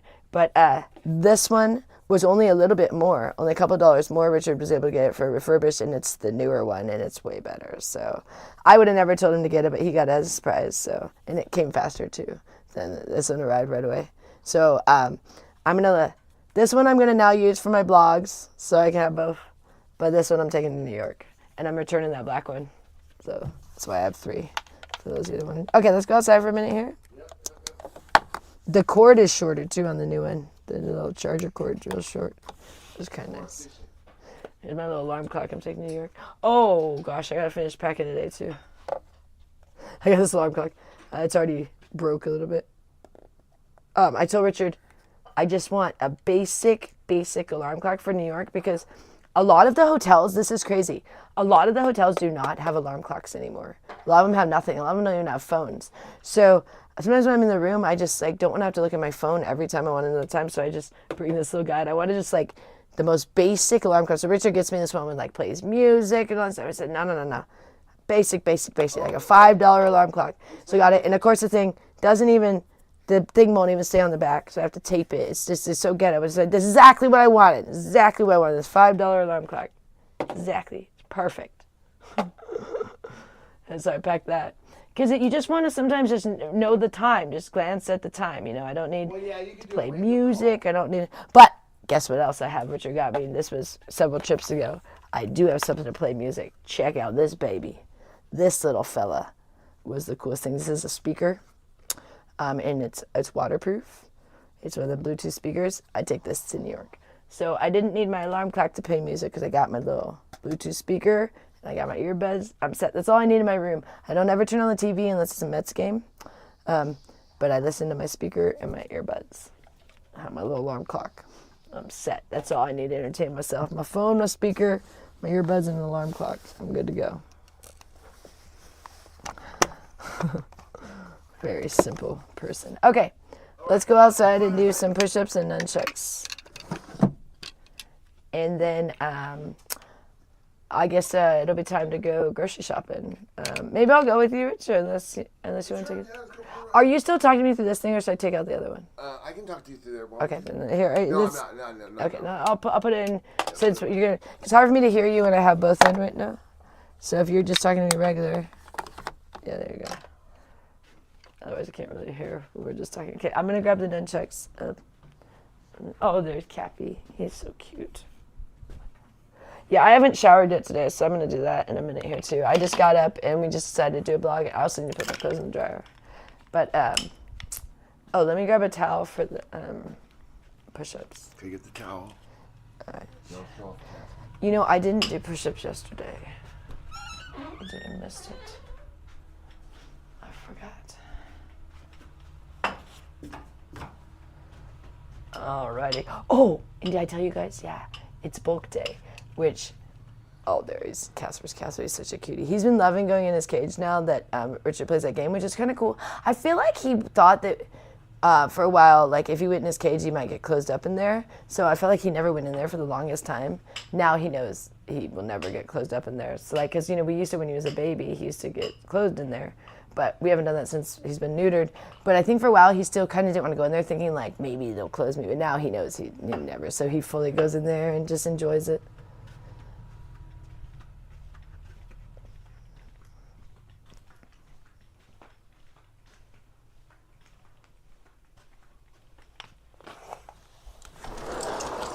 It's a gorgeous morning. Oh my gosh. And it's like cool out. This is so much nicer with these blinds in there too. So yeah, so we had to get rid of the extra blinds, those disgusting like slated ones, and some boxes this morning. So I was happy for bulk day for getting rid of our stuff, not for bulk day to go around the neighborhood. But I was so happy it was bulk day because I wanted to get rid of that stuff before I went to New York, because these guys will forget to do it. You know, I'm the one that pays attention to that kind of stuff. So I'm so happy. I'm like, yes, it's bulk day. So I can get it before I go to New York. Okay, Rich, can you show me doing push-ups? Which direction we want to go here, right? Do you want to pull them back and I'll go right here? Would this work? Or do you want to come from over here? Can I get my slippers real quick? Yeah. Well, I was thinking pull them all the way back there and I'll do my push-ups right here. Would that work? Mm-hmm. Is that far enough back, or do they need to come from the other angle? Because are they going to be able to see? Let me move this. I'll move this chair. And we'll do it right there. There's just so many chairs back out here. Like, I feel like this was way too many chairs for one table. How many came with this? 1, 2, 3, 4, 5, 6 for a, like, 4-person table? It's too many chairs. Well, I think a lot of it is because we had a bigger house. No, but there must have been another table because there's just too many chairs. Oh, there's no one out there? Oh yeah, there are 2 of those tables. That makes more sense then. I was like, there's too many chairs for one table. It's redonkulous. Okay, there is another table. That makes more sense. They had 2 tables. That's way more sense. Would this work, or now am I too close? I think I'll put my hands here, and you'll kind of be on the side. Can they see me? Mm-hmm. Okay. All right, I'm gonna do 20 push-ups and then some nunchucks, and then we'll call it a day for the blogging, for maybe sending off to Rich. Or you're gonna go. If you want, we can switch off, and I can do the shopping. Nah, that's just you can go for a while. We'll start going there. Okay. Oh, my knees hurting a little. I gotta put them lidocaine patches on again. Who was it that said to do that? Kay Adams. Kay Adams. That's right. Thank you, Kay Adams. All right, those actually help pretty good with the pain. Okay, do our 20 push-ups here. 1, 2, 3, 4, 5, 6, 7, 8, 9,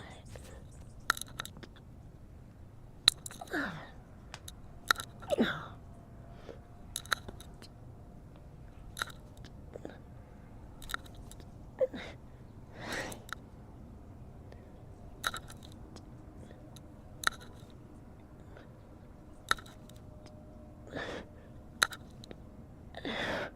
Okay, I struggle with those today.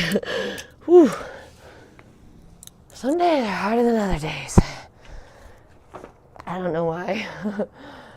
Because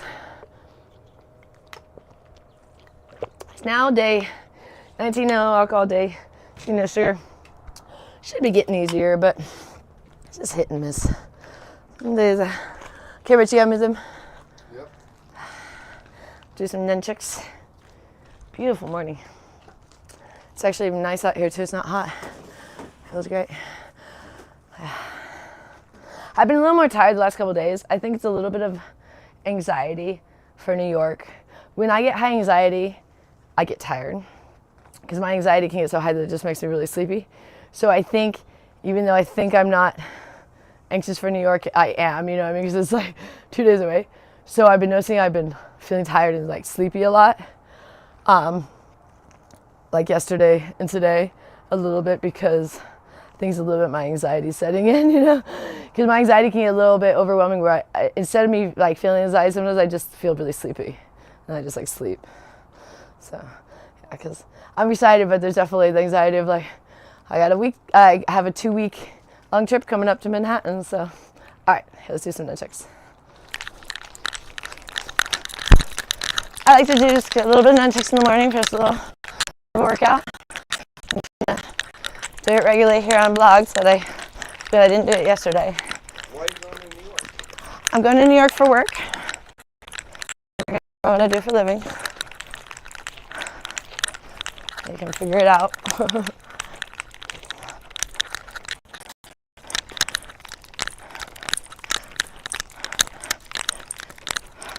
So I'm just trying to do a little bit of nunchucks just to kind of heart rate going, get my blood flowing in the morning, and then it's also good to get your metabolism going. Just a little exercise in the morning. You don't have to go like to the gym, but just push-ups are great for that. If you can do nunchucks, if you don't nunchucks, that's a great thing. Something just light, do some jumping jacks, something. Get your heart rate going and get your metabolism kicking in. And also, once you start exercising, you feel less hungry. So in the morning, if you're feeling really hungry, before you eat, get your metabolism kicked off by exercising a little bit. And then you won't feel nearly as hungry, but it'll get your metabolism going. So even if you later then have your breakfast, I'm not saying don't eat, you won't be like feeling like, oh my God, I'm starving or whatever. It kind of like, I don't know, because once your metabolism's kind of working, you don't feel that like insane hunger. Like kind of kick into gear.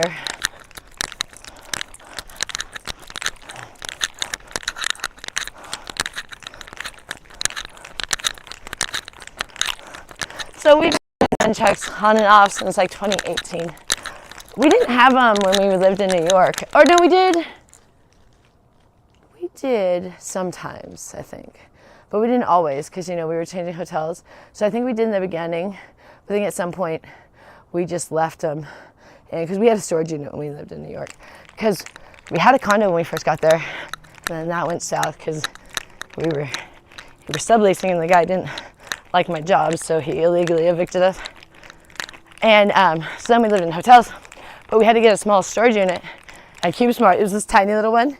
It was one that you had to get on a ladder to get up to. It was only $64 a month, but you had to climb up this ladder to get, like this wobbly ladder, to get to your storage unit. We didn't know that. And we had all this heavy stuff, but we just had a little storage unit, and so we would put all of our stuff there, and then we would just change hotels with just like 2 carry-on suitcases. But the storage unit was way up on 55th and like 9th. It wasn't very convenient to get to if we were staying in like down financial district or something, like we stayed a lot. Then we could only have what was in our small carry-ons until we went back to our storage unit. So when we were staying closer, it was convenient. I'd just go over there. It used to be like my closet. Oh, let me change out my clothes. Because we had all of our clothes and stuff, but we just couldn't keep it all in our small carry-on. So we lived out of 2 little carry-on suitcases for almost a year. But we'd go rotate our stuff once in a while.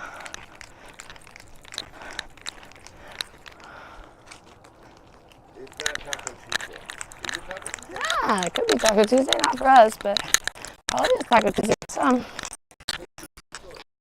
No, these aren't new. And these are one of the 3 that I wear.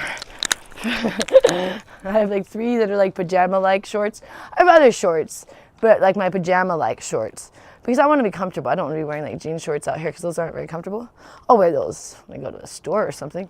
or New York, but when I'm at home, I'm just always kind of in my pajamas because you guys are watching me at home. I could get dressed up, but I'm at home, so I don't feel like it.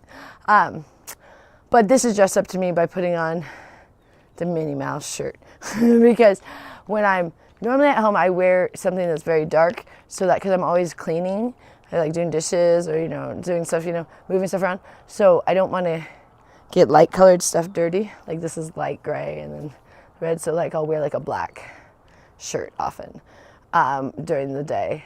But but I always wear either these shorts or my little Jack Skellington ones. Nightmare Before Christmas. And then I have those other like almost skin color ones. They're ugly, kind of oranges. I don't like those ones. That's it for as far as like pajama-like shorts. Now, jean shorts and a pair of black kind of jean shorts, and I think, and a pair of like red workout shorts. That's it for shorts. I think I have like 6 pairs of shorts total, anyways. But Okay. all right. Oh, you have no shoes on. No, I had to go get them. Oh yeah. Okay, I'm good. Thank you guys for. The water's here every day, but then no waste. There's nothing here. I know they're watering the rocks Meanwhile, now, we have our other. and they're not watering the tree, but watering the tree out rocks. Front there, they don't water that good. And we have to pay for the water now. All right, you guys. I think I'm good for now.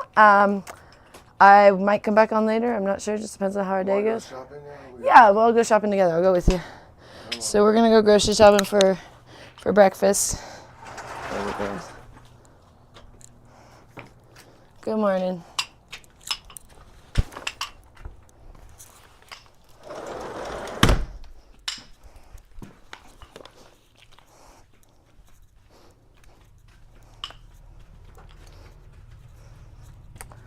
Alrighty.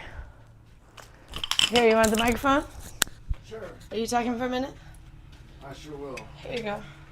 Thank you, everybody. I had a great time. Great morning. Hey, what's going on? Everybody's in the house. Well, hey, someone's asked about the OGs. We have OGs here. We've got, I saw Mother's SOS earlier today. I saw Brock's here. Dark Uncle's here. BB's here. Yeah, we lost some. Some jumped ship, but but the real ones are still here. You know what I mean? So, thank you guys for being here. I appreciate it. Maybe we have some undercovers working in those other rooms. I don't know. You know what I mean? It's a crazy game out there, and you never know what Jedi Rich is up to. You're an OG. Hey, Ashes, you sure are an OG. Good to see you again. And G Love's an OG. Back, a returning OG. Thank you. Not entirely all your guys' fault. I think for a minute there, notifications weren't going out. I don't know if that was by design or just what happened, but yeah, I'm a little pissed off right now. I ate a little honey last night on my ribs galore.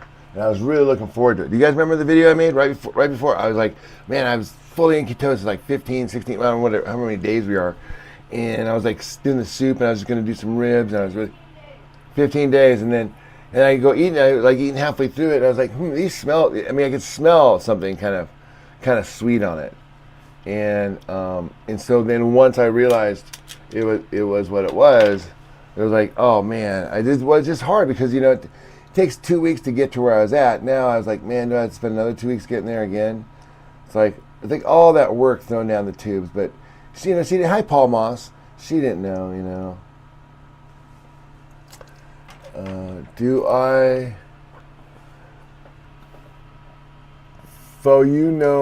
K-pop? Why you keep asking me that? You want to play some great music? Sure, man. Let's play some music. I agree. Let's rock and roll. Thanks for hitting the likes, guys. K-pop is already lit. No one cares. What's your obsession with K-pop today? Oh, look who's below me. It's love your toy pups. She's one of the people that follows us. I was just gonna read the chat here, and then it popped up, and then it's Love Your Toy Pops, and she has her, oops, and then she has her. I don't know what she's showing there. It's like her grass looks like. Play some K-pop. Are you Clayton? What's going on, hub buddy? Are you gonna take your medication? Are you gonna take your medication? I took mine, man. I take mine all natural. My medicine grows out of the ground. It comes from the earth. It's from God. You know what I mean? No man necessary. Well, man is necessary because man needed to cultivate it, grow it, learn how to harvest it, and this is what took forever. Because do you know how, because they did all that, they harvested all that weed, they had all that going on, but you know what? It took them like another 5,000 years to invent the big lighter. So they're all sitting around like, look at all this freaking weed we have. But keep harvesting it, man. Someday we're gonna figure out what to do with it. Just keep growing it. Someday someone's gonna, I don't know what we're gonna do, and then all of a sudden, boom. France invented the big lighter, boom, and it changed the world. France did? And it revolutionized everything. And once that big lighter was out there, then all those bushels that had been stored up for centuries were able to be used. Come on, everybody knows that bit of history. You guys know that, right? I mean, shit. Life really didn't start happening until that big lighter was invented. Yeah, invented by France. I didn't know it was invented by France. No, it's the big lighter. Oh, never mind. It wasn't invented in France. The big lighter was actually invented in Connecticut. I was corrected. Brock said, I was just thinking they did the whole French Revolution thing. I would think that if they would have invented anything, they'd invent the big lighter. But all right, America, man. See, that's what we need. We don't need tariffs. What we need to do is we need to go out and we need to invent another big lighter. You know what I mean? The thing that just blows the world away. The big headquarters in Connecticut. Of course, I've got a guy that lives next door to Bic to fact check my shit. I was just talking. I have a joke. What's your joke? Oh, wait. Remember my joke? No, you got to go over here. Do you remember? No, this is a monumentous thing because you don't understand. Joy has no sense of humor, does not tell jokes, and so here you go. This is a joke from my stepmom. This is my stepmom's favorite joke. I'm gonna take his microphone for a second. My stepmom's favorite joke is there's these three guys and they're on an island, okay? And a genie comes. You want me to make it higher? No, this is the joke. No, sorry, hold on. This is the joke. I already messed it up. Okay. Try again. Okay, try again. I butcher jokes. Okay, there's three men I told you so. on an island. And the one man says, do you have a lighter? To the other man. And he said, yeah. And he hands him this big ass lighter. And, oh, that's really cool. How'd you get this lighter? This big lighter. Oh, I have a genie. He said, oh, that's cool. Well, you think your genie will let, one of us have a wish? And he said, oh, sure. So I'll get him out. You guys can have a wish. So the guy goes, oh, great. So the first guy said, oh, man. Oh, yeah. I'm gonna wish for $1 million. And he said, okay. So the sky fills up. There's this darkness over the sky. He looks up. He says, what? Not $1 million ducks. $1 million. And the guy said, oh, yeah. Sorry, I forgot to tell you. My genie is a little hard of hearing. You think I asked for a 12-inch Bic? There's my joke. I mean, who needs a 12-inch Bic? I mean, I guess you don't have to refill it. Comes in handy, gets the job done. There you go, man. Brock, you need to walk over to the Connecticut. You need to walk over with that joke. Deliver that to the headquarters and send them this way, and we'll take a sponsorship from Bic. They're not allowed to advertise, are they? Is Bic allowed to advertise? I don't think so. Have you ever seen a Bic advertisement like in print? I mean, like in this century? I realize they used to advertise in the 60s. You got an 8-inch Bic? Cool, man, right on. Bickus Dickus. Excuse me, what's your name? My name is Bickus Dickus. Not the lighters, only the pens. Well, who invented the ballpoint pen? Because that came in super handy. That's what Jesus needed. When Jesus was born, he's like, are you kidding me? I'm the Son of God. You guys have not invented the pen yet? Okay. All right. Listen, I'm gonna need at least 20 of you guys. Okay, I'll take 12. These 12 of you guys, listen to what I'm saying very carefully. And repeat exactly what I say to other people for the next 300 years when we finally invent a way to write it down, okay? Because I don't want any mistakes. But I can't believe my dad would send me down here to preach to you guys, to teach you guys the way, the truth, and the light, and you can't even take notes. I mean, what's the point? I mean, it'd be like talking to that bunny over there. That bunny, I'd have better luck preaching to the bunny, getting the bunny to change his ways than I would have you guys, because you guys have not even invented a freaking pen yet. I think it'd be funny, man. Just like kind of like New York Jewish Jesus. You know what I'm saying? Just kind of complains about everything. You call this a hot dog? What? Okay, listen. I am the way, the truth, and the light. Here's what we're gonna do. I'm gonna convert this into a real hot dog. First of all, what's that? Release the Epstein. Those Epstein, they don't exist, bro. Man. Now you know why the guy got elected. You see? Now all those jokes I'm making are all starting to kind of make sense. See, I only bring up stuff as it's in context. I mean, like 2 years ago, this was the hot topic. Guess what? The same guys who were pushing for the Epstein list are on it. Looks like Jews and Republicans like the same thing that Democrats and Christians like. Amazing. So yeah, so it's more the hypocrisy about like the upper. I mean, I'm not really. My thing is like pointing out like what those guys are doing, and making a statement about that and making it funny. You know, you can take. Oh, hey, I love you too. Thank you so much. Hey, thank you for the nice compliment, Lizzie Lou. I appreciate it. Jesse Wells has a song called The List. Oh gosh, seriously, listen, I don't think I want. Okay, here's what I heard. Can anybody confirm this, yes or no?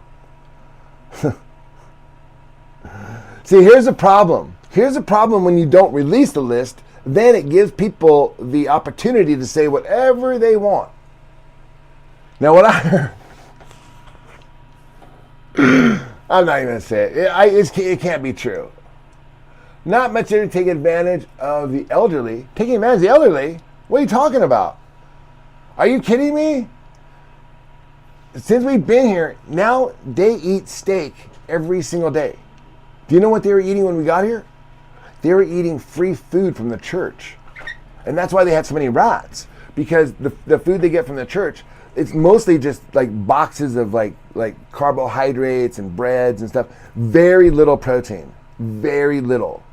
And like every week she'd be grabbing that, or every couple of weeks or whatever, and it'd be stocking up. So after like a year or two since COVID, when we got here, there was this so much like dry food that had been like infested and stuff. And that's really what attracted all the rats here. So first thing we had to do was clear out all the fuel that was feeding the rats. And then we could start to work on the rats. Once we got rid of the fuel, it started slowing down. And now, rat-free, yay. I don't think they're rats. I think they're just really big mice.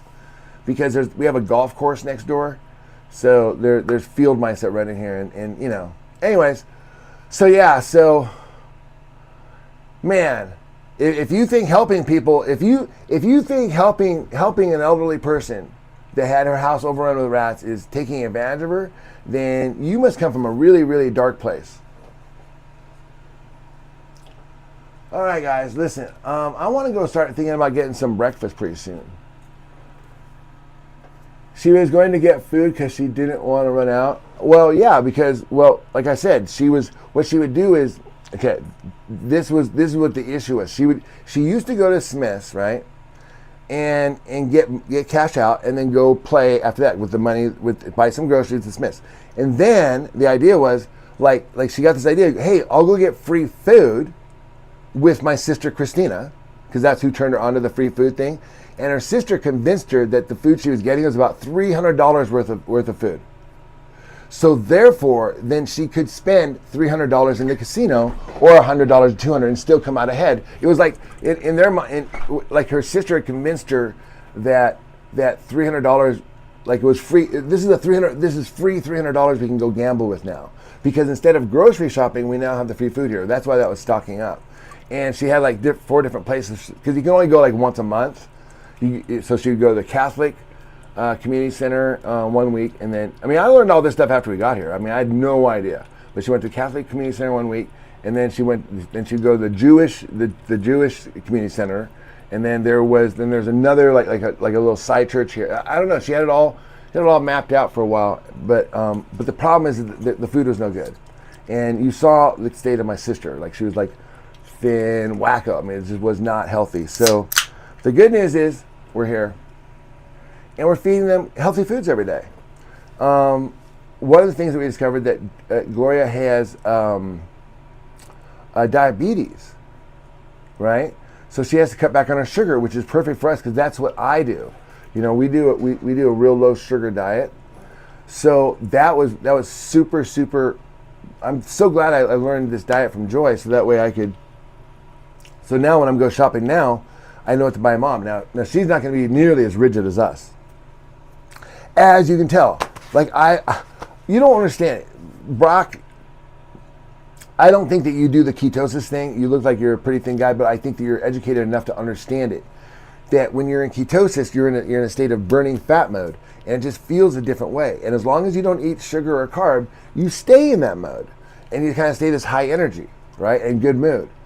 But as soon as you have like a little bit of sugar, not a little bit, probably more than 20 or 30 grams of sugar, all right, or in this case, a teaspoon of honey, it tells the body that, oh, cool, we don't need to make ketones anymore, because ketones are hard to make. It's so much easier if you just give me this sugar. What I'll do, in fact, there's so much energy in sugar that I'll take it and we'll store it. And we'll store it as fat. So we'll stop burning fat, and we're going to start storing it, which, by the way, your body wants to do that. Your body wants you to be fat. It really does. It's like, because we evolved, fighting for food. It wasn't until like I think it was like the late 1800s, like 1895, that they started promoting this concept that, like, hey man, here's a way to become bigger. You're too like people were too small. You don't remember. You guys probably don't. If you're too young, you don't remember this. If you're my age, you might remember your grandparents saying, "Eat that so you grow up big and tall." Do you guys ever remember people saying, "Eat that so you get bigger"? They don't really say that anymore, because people are getting so big from the GMOs that they've kind of reduced. If anything, they say, "Don't eat so much of that." That's not what they told us when we were kids, because coming from the 1800s, before 1900s, everybody was too skinny. So naturally our bodies evolved to be like, hey man, my natural state is to store fat, because, well, back then, we'd hit winter and we'd go like 2 or 3 months without any real food. So the idea was, to survive. But now, hell, we get grapes imported from Ecuador. We get blueberries imported from Maine. Or where do blueberries come from, actually? I know the real blueberries come from Maine, but anyway, my point is, I go to the grocery store, I get myself a papaya right now. Well, I guess it is July, but it's not harvest season. How do you cook the bone broth? Lizette, you know what? Super easy. So easy. What you do is you just get a crock pot, right? And you set it, not the expensive one, the cheapest one. Just put it on high or low. Put the bones in, fill it with water, put the bones in, season it. Nothing, no sugars, nothing. Just like, some seasonings, like dry seasonings. Parsley. I don't know, or don't season it, whatever. I have to ask Joy what she puts in it. But really, nothing, not much. Really, probably not much at all. and then just let it cook for about 8 to 10 hours, and then by morning time you should have enough to eat for the whole day. It should be absolutely delicious and fantastic. I totally get it. Definitely a great diet. I have such a fast metabolism. The doctor has me on a specific diet. And you do have a fast metabolism. Okay, see, Joy has this theory that fast metabolisms don't exist anymore, that it's usually caused by some sort of drug or some sort of medication or something like that. But I imagine that they still do, but it's pretty rare. Would you admit a true fast metabolism is rare? Like, when I see you, you look very thin. You're not normal. I mean, that's not, I mean, but you would be normal like 50 years ago, you'd be totally normal, actually. I mean, people were not as big as they are now. Technically, I have Crohn's. Is that what the deal is? Oh, right, I remember you telling me that. Yeah, that's the deal, okay. So that's not a genetic, well, okay, that's a genetic disease, but that's not like that's like a disease, like that's a condition, right? That's not like, oh, yeah, like these girls that are like, oh yeah, I just eat these nachos and it just burns off, and I have a fast metabolism. No, that's more likely not the case. Hi guys. He buys it from the store in 3 varieties: chicken, beef, and turkey. He chooses beef broth, despite the taste. He chooses pasture. Yeah, man, the bone broth is not particularly great. Jick, are you okay with a girl that talks? Am I okay with a girl that talks a lot? Absolutely not, dude. Run the other way. If she interrupts you, if you have to interrupt her to get her energized, if she starts telling you story after story about herself, oh my God, get out of there. No, bro. Someone that talks a lot means that you don't got to entertain them. Let them do it, It's like worrying about. It's like, sorry, I have off. They're not off color, but they're like, maybe. I have a lot of jokes that kind of like a little on the edge, and we have a lot of like I don't know. The next gen, the 20-something gen, is real uptight about stuff. So you can't make jokes, otherwise they're like, oh my god. However, I had a funny one I want to tell you. Recently, I found out I had a thyroid problem. Okay, I've heard the thyroid does control this. Okay, overactive. My metabolism slowed down a bit since I've had it since I've had it corrected. So before you were burning, your metabolism was running too high. Then they did something, and now you're gaining weight. Is that what you're saying? What's the problem with a high metabolism? Is it just that you're too hyper? That's how I feel too, Rich. Let them do the chit chat. Yeah, exactly. Well, yeah. I mean, honestly, you don't want to be the one. Okay. Do you really want to be the one, like holding the conversation, doing it's like, it can be a lot. It can be a lot. And Joy is really good at talking.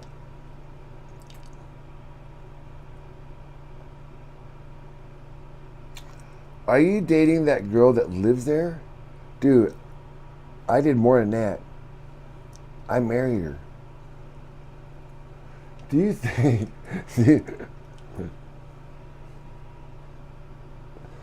Do you think penguins should have the right to vote in America? Yeah. By penguin, define. Well, first of all, define America. If you're talking about Central America, then 100% yes.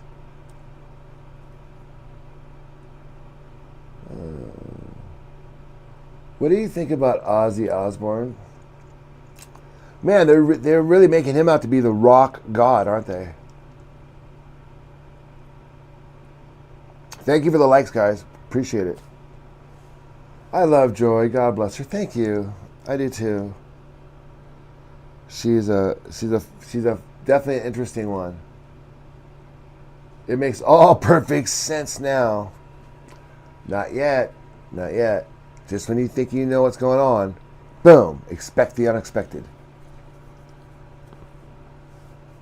Joy talks way too much. Well, Yeah, but she tells you what's on her mind. Is it, I mean, okay. What's the appropriate amount of talking that a person should make? How much? Brock sending air hugs. Do you think taking coupons on a date is okay? I don't do the dating thing, man. Look, I'm a guy I've been engaged 5 times before I got married. Okay? Right. You thought I was going to say, I've been married 5 times. When then I have all this experience. Why would you listen to somebody who got married, divorced, married, divorced, married, divorced, married, divorced on anything?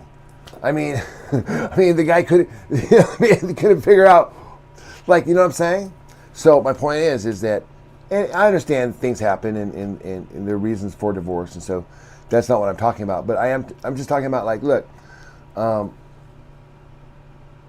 is Joy on Adderall? No, but she should be, though. That might be a good idea. A lot of people here have said, okay, she drives me crazy because she triggers my ADHD. Like she has what I have, I know, and I'm not doing this because I'm on medication. And Joy needs to be on the same medication I am. And I tell Joy this in so many ways over the last year, and because I think you guys, I mean, your words don't fall on deaf ears. It just has to be processed. And it's like, but Joy has a big thing about take. She doesn't want to be hooked on pharmaceuticals. But I said, babe, but you don't want to be miserable either,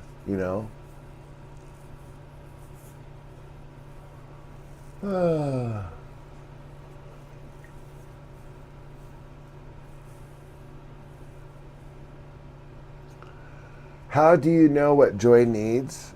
As far as medicine? Well, I mean, I do spend, I would say over the last 13 years, I would say I've spent 99.97% of my waking and sleeping moments with her. And given the amount that she talks, like you guys hang out with her for a couple hours.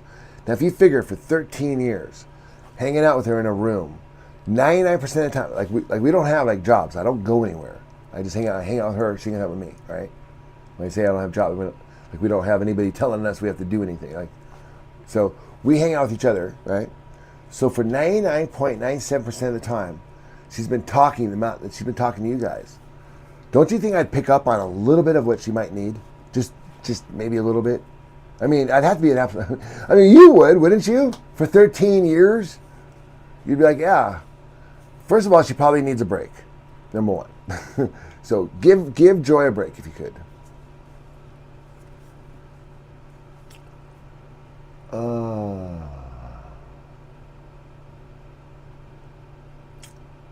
They make alternate meds to Adderall to help with ADHDs.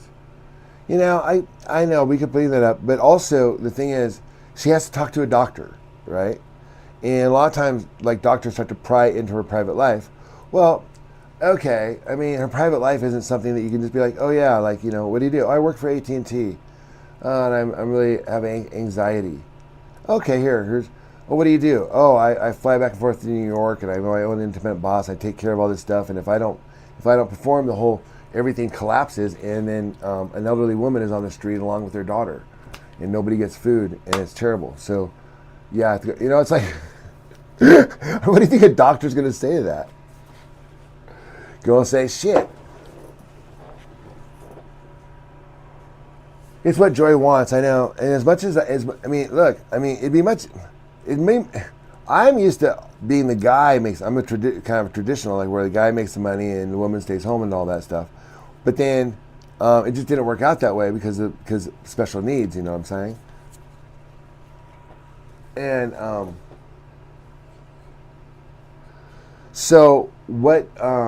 But what Joy wanted was someone to hang out with her, and now she wanted someone to hang out with Gloria and Annette, and that's just what she wants for a family.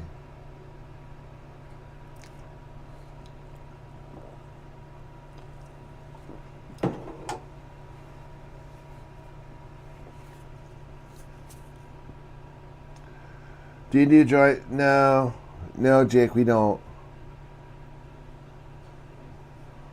You stopped working long before Annette. Well, yeah. Did I say that, Pixie?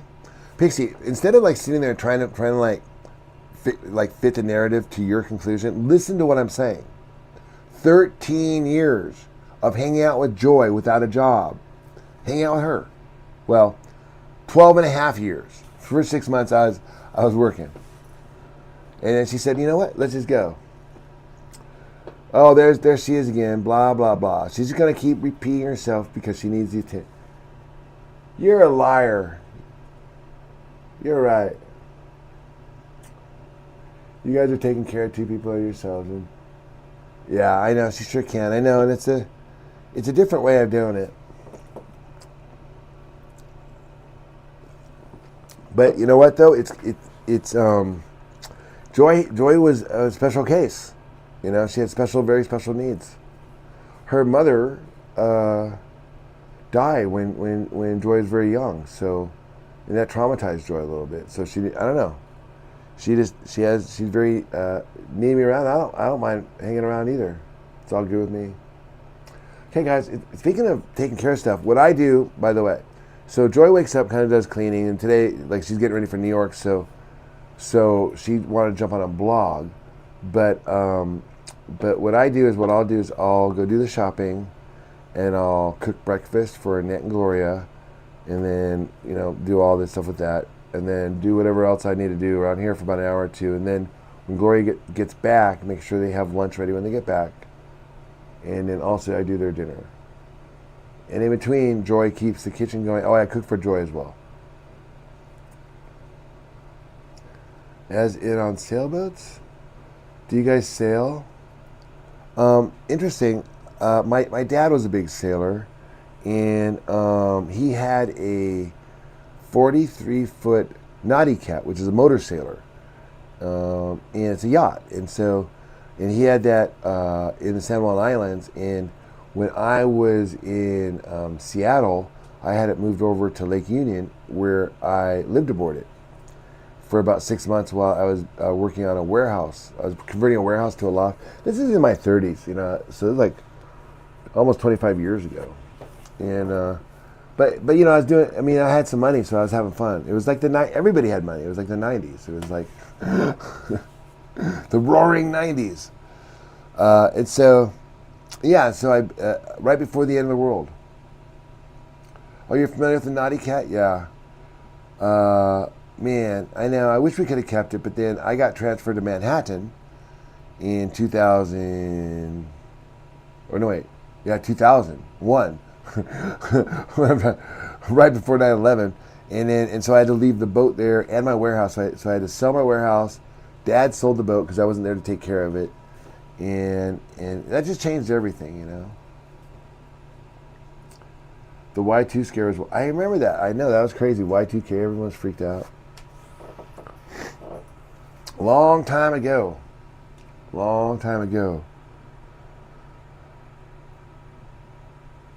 But yeah, I was thinking about that sailboat a lot. I was watching the Giants game. The Mets play the Giants. And I used to live in San Francisco during that time in the 90s. And so I was thinking about that boat a lot because it's like they would show a lot of the boats that were sailing in the bay, and I'd just be like, man, it's just like, that looks like a lot of work. I mean, sailboating is not a casual thing you do. So if your patience is unmatched, Joy seems like she feels safe with you. Thank you for noticing. Hey, thanks for noticing. I mean, a lot of people don't understand that, and I appreciate you saying that, Sweets, because Joy was, I mean, yeah, is this life, like, would this be a life that I'd want my kids to do? Hell no. Would I suggest that to anybody? No, and we never do. This is not, I mean, in fact, if anybody even asks us, we're always like, no, go find something else to do. This is for us because of the circumstances that we were in, and it works for us because of the alternatives. And Theodore Roosevelt once said that your decision that you make, right, your best decision, like looking back, you say, oh, that was a dumb decision. Well, your decision was based upon your alternatives.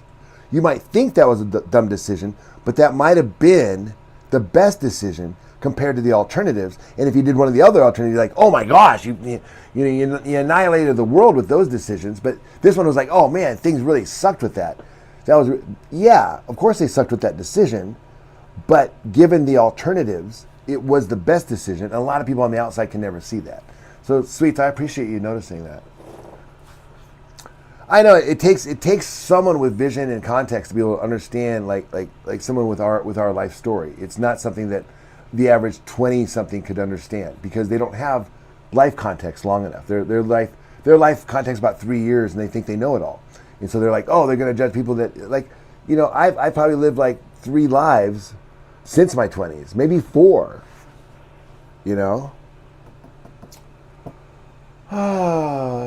When I get older, I want to sell my house and buy a catamaran.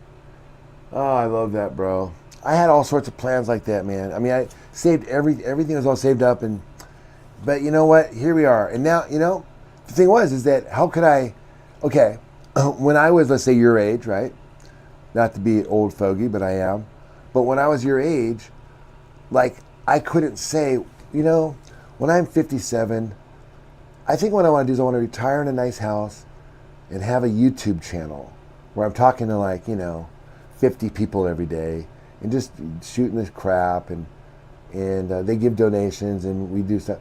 It's like I couldn't even conceive that concept because YouTube did not exist. The internet as we know it did not exist. We had email and eBay and that was about it. Amazon wasn't you could buy books from Amazon and you could buy books and you could buy CDs. So it wasn't like, so it's like this thing where Joy says, well, what's your plan? Well, her plan is, well, she wants to be the first in line to get a job that hasn't been invented yet. And then she's pretty sure that she'll get that one. So we're waiting for that. That's our exit strategy. Okay, guys, but I tell you what, my exit strategy for this morning is to go get something to eat and to go feed the ladies and to do the groceries. So I appreciate y'all stopping in this morning. I hope we all had a good day. Pixie, for someone who doesn't really like us, you sure spend a lot of time here, just so you know. I mean, I see you more than I see Brock.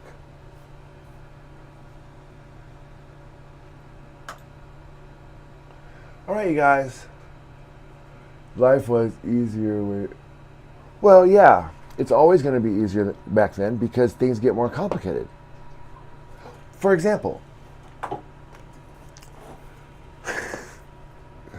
here's a cell phone, right? If I handed this to you in 1990, you wouldn't know how to make a phone call. It would take you you'd say, "Where's the user manual?" Oh, we don't have user manuals.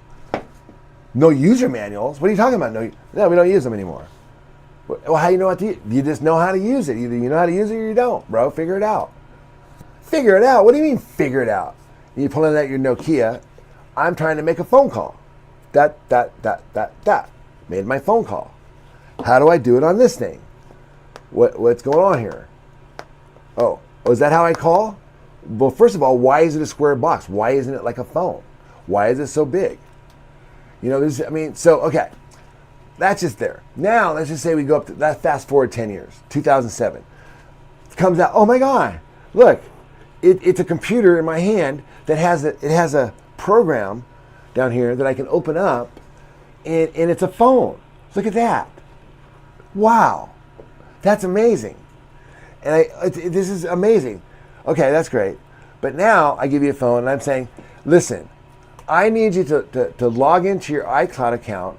I need you to log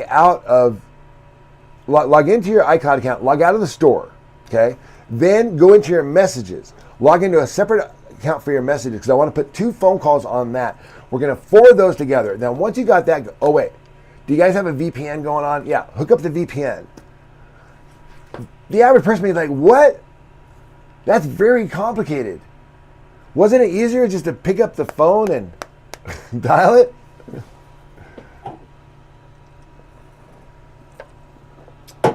Do I have another? Man, unfortunately, I do not have any. That would be great if I did. It would be that would be a different kind of day today. Brock, am I right? If we were going to do that, this day would take a totally different spin. I'm not saying it'd be a bad one. Well, probably would be. It probably would be something like what? But it would be an experience.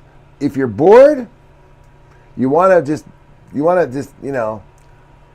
jump out of a nice calm boat where everybody's fishing, waiting for fish. You want to splash around and cause a lot of ruckus? Go for it. Yeah, it might end up bad, but it'd definitely be an experience. Well, it always is. I mean, when looking back, I can honestly tell you, like, as crazy as my life has been, my life has been totally upside down for the last 13 years with Joy. I'm not the kind of person that just sits around and I just I don't sit around, but normally I have a place to go every morning, Monday through Friday. And since meeting Joy, she's like had me undo that. And I learned a different way of living, Brock, honestly. A bohemian lifestyle. It'd be nice if I had saved, I had a little trust fund or had something going on, but I can't say her name. She gets mad if I say her name. Hey, Billy, nice. Thanks, bud. What is it? Billy Uba 710. Thanks for subbing. Appreciate the subscriptions, the subscribers, and appreciate the likes. We are losing human connection through screens. Screens are done through all sense.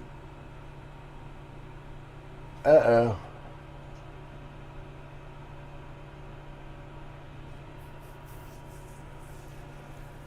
Thanks, Bella. Well, I've been through a lot of stuff out there. Now, I'm gonna warn you right now. It gets more interesting from here, and because we've got a cave. I was just thinking we're gonna go to the caves. That's the first thought I thought when I said we got a new sub. I said, you know what we need to do? We need to take them to the caves.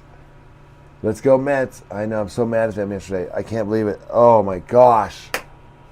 I was like, oh my God, I'm so mad. Ugh.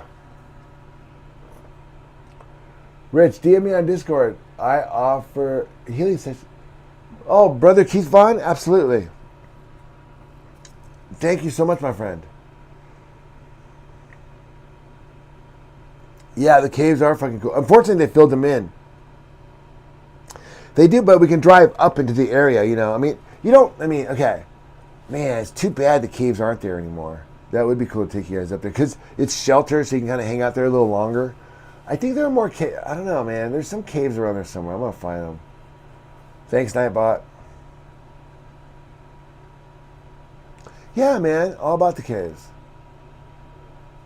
Okay, I'm holding up. Okay.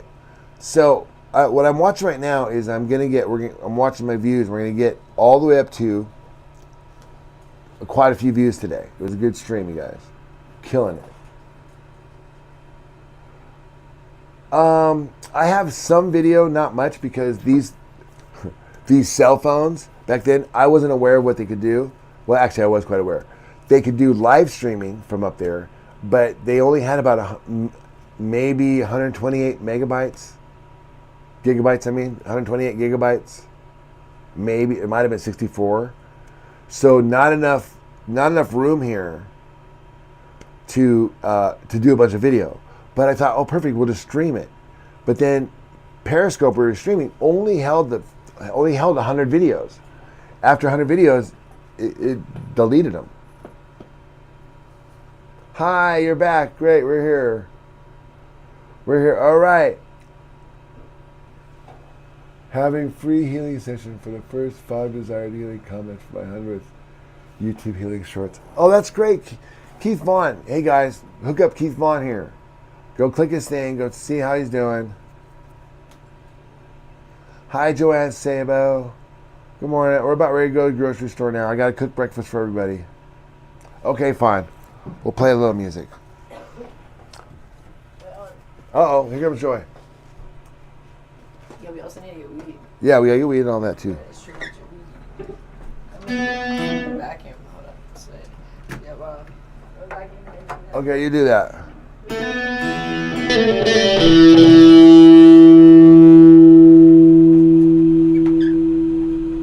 Yeah, come on. Okay. Come on through. My office is the throughware.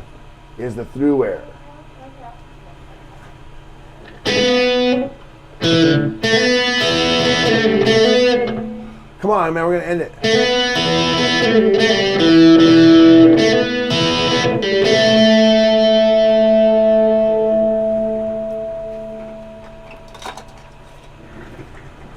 Got to put on my rock and roll glasses. If you feel like, I know you probably just lose them if you feel rubbing because she's Oh yeah, well we can go. I can cook breakfast for them. No, eat the food, then we'll go get the reading. Yeah, sounds good. She said, I think she would like to go. Okay, we'll do that. I'm gonna take my sister with me shopping today.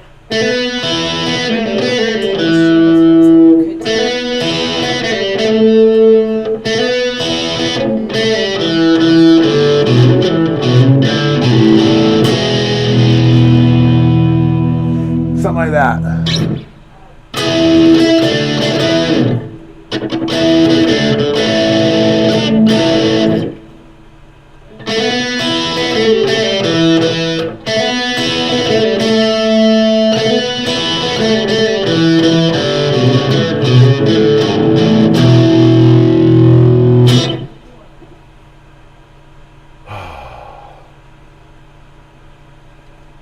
Okay, you got the plan. I'm gonna go shopping with my sister today.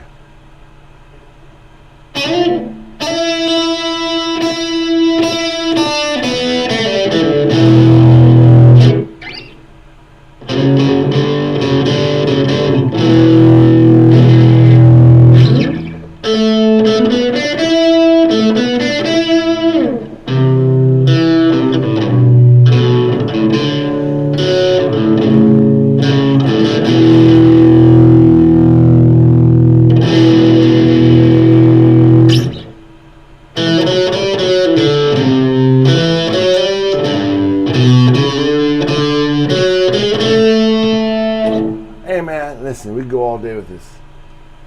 I gotta go take care of the fam, get the groceries, get things going. We will see you all next time.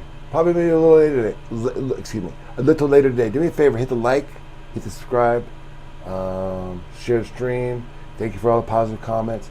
Haters, keep on hating. Do what you gotta do. All right. Turn me up a little bit. Yeah, turn it up and talk loud. Little do you know, you're gonna hear this one. Sun shining. Yo. I don't hate players, I don't love the game. I'm a shot clock, way above the game. Be point blank with you, the game. I got all this work on me, I ain't come for play. You can show the little shorties how you pump and think. The dog. Not to death, I'm not impressed, I'm not amused, I'm not confused, I'm not to do. I'm a grown man business, I am not in school. Put your hand down, youngin', this is not for you. On my jail, my beats with the Kanye, yo. Your name on the market, your name off the payroll. Style fresh like I'm still a Dayo, and it's been like that since the Dayo. On more time than a Rollie or Seiko. Step on deck, your neck, or do what I say so. Get up or get out, get down and lay low. standing in the shadows. Old Jedi, I am Black Jedi, Black Jedi, Black Jedi. Let's move. Shout out to my man Khalid Kwame. We on top. Shout out. Check it out. Yo. Check it out. Slim Jedi. To cast a big shadow. Cherokee red to shoot the long arrow. Got more skill, more aim, and more ammo. You can get it all from a big or small barrel like Hail Mary, full of grace, Jedi. Come and shoot up the place and make you pull up your face to death. I pull out the ace from the jungles of the Empire State where there ain't no escape. 247 718, and that's like every night and every day. From the place that I settle insane to the states, I'm collecting my pay. Blast off and I'm back to the cave. Hold it down for my family straight. Represent in a family way. Football, not for amateur play. Billy Ross is an amateur stage. Before the president, the camera's raised. Like a long-time man of the way, you understand me straight. Yeah, no doubt. Excellence. And that's what it is, you see.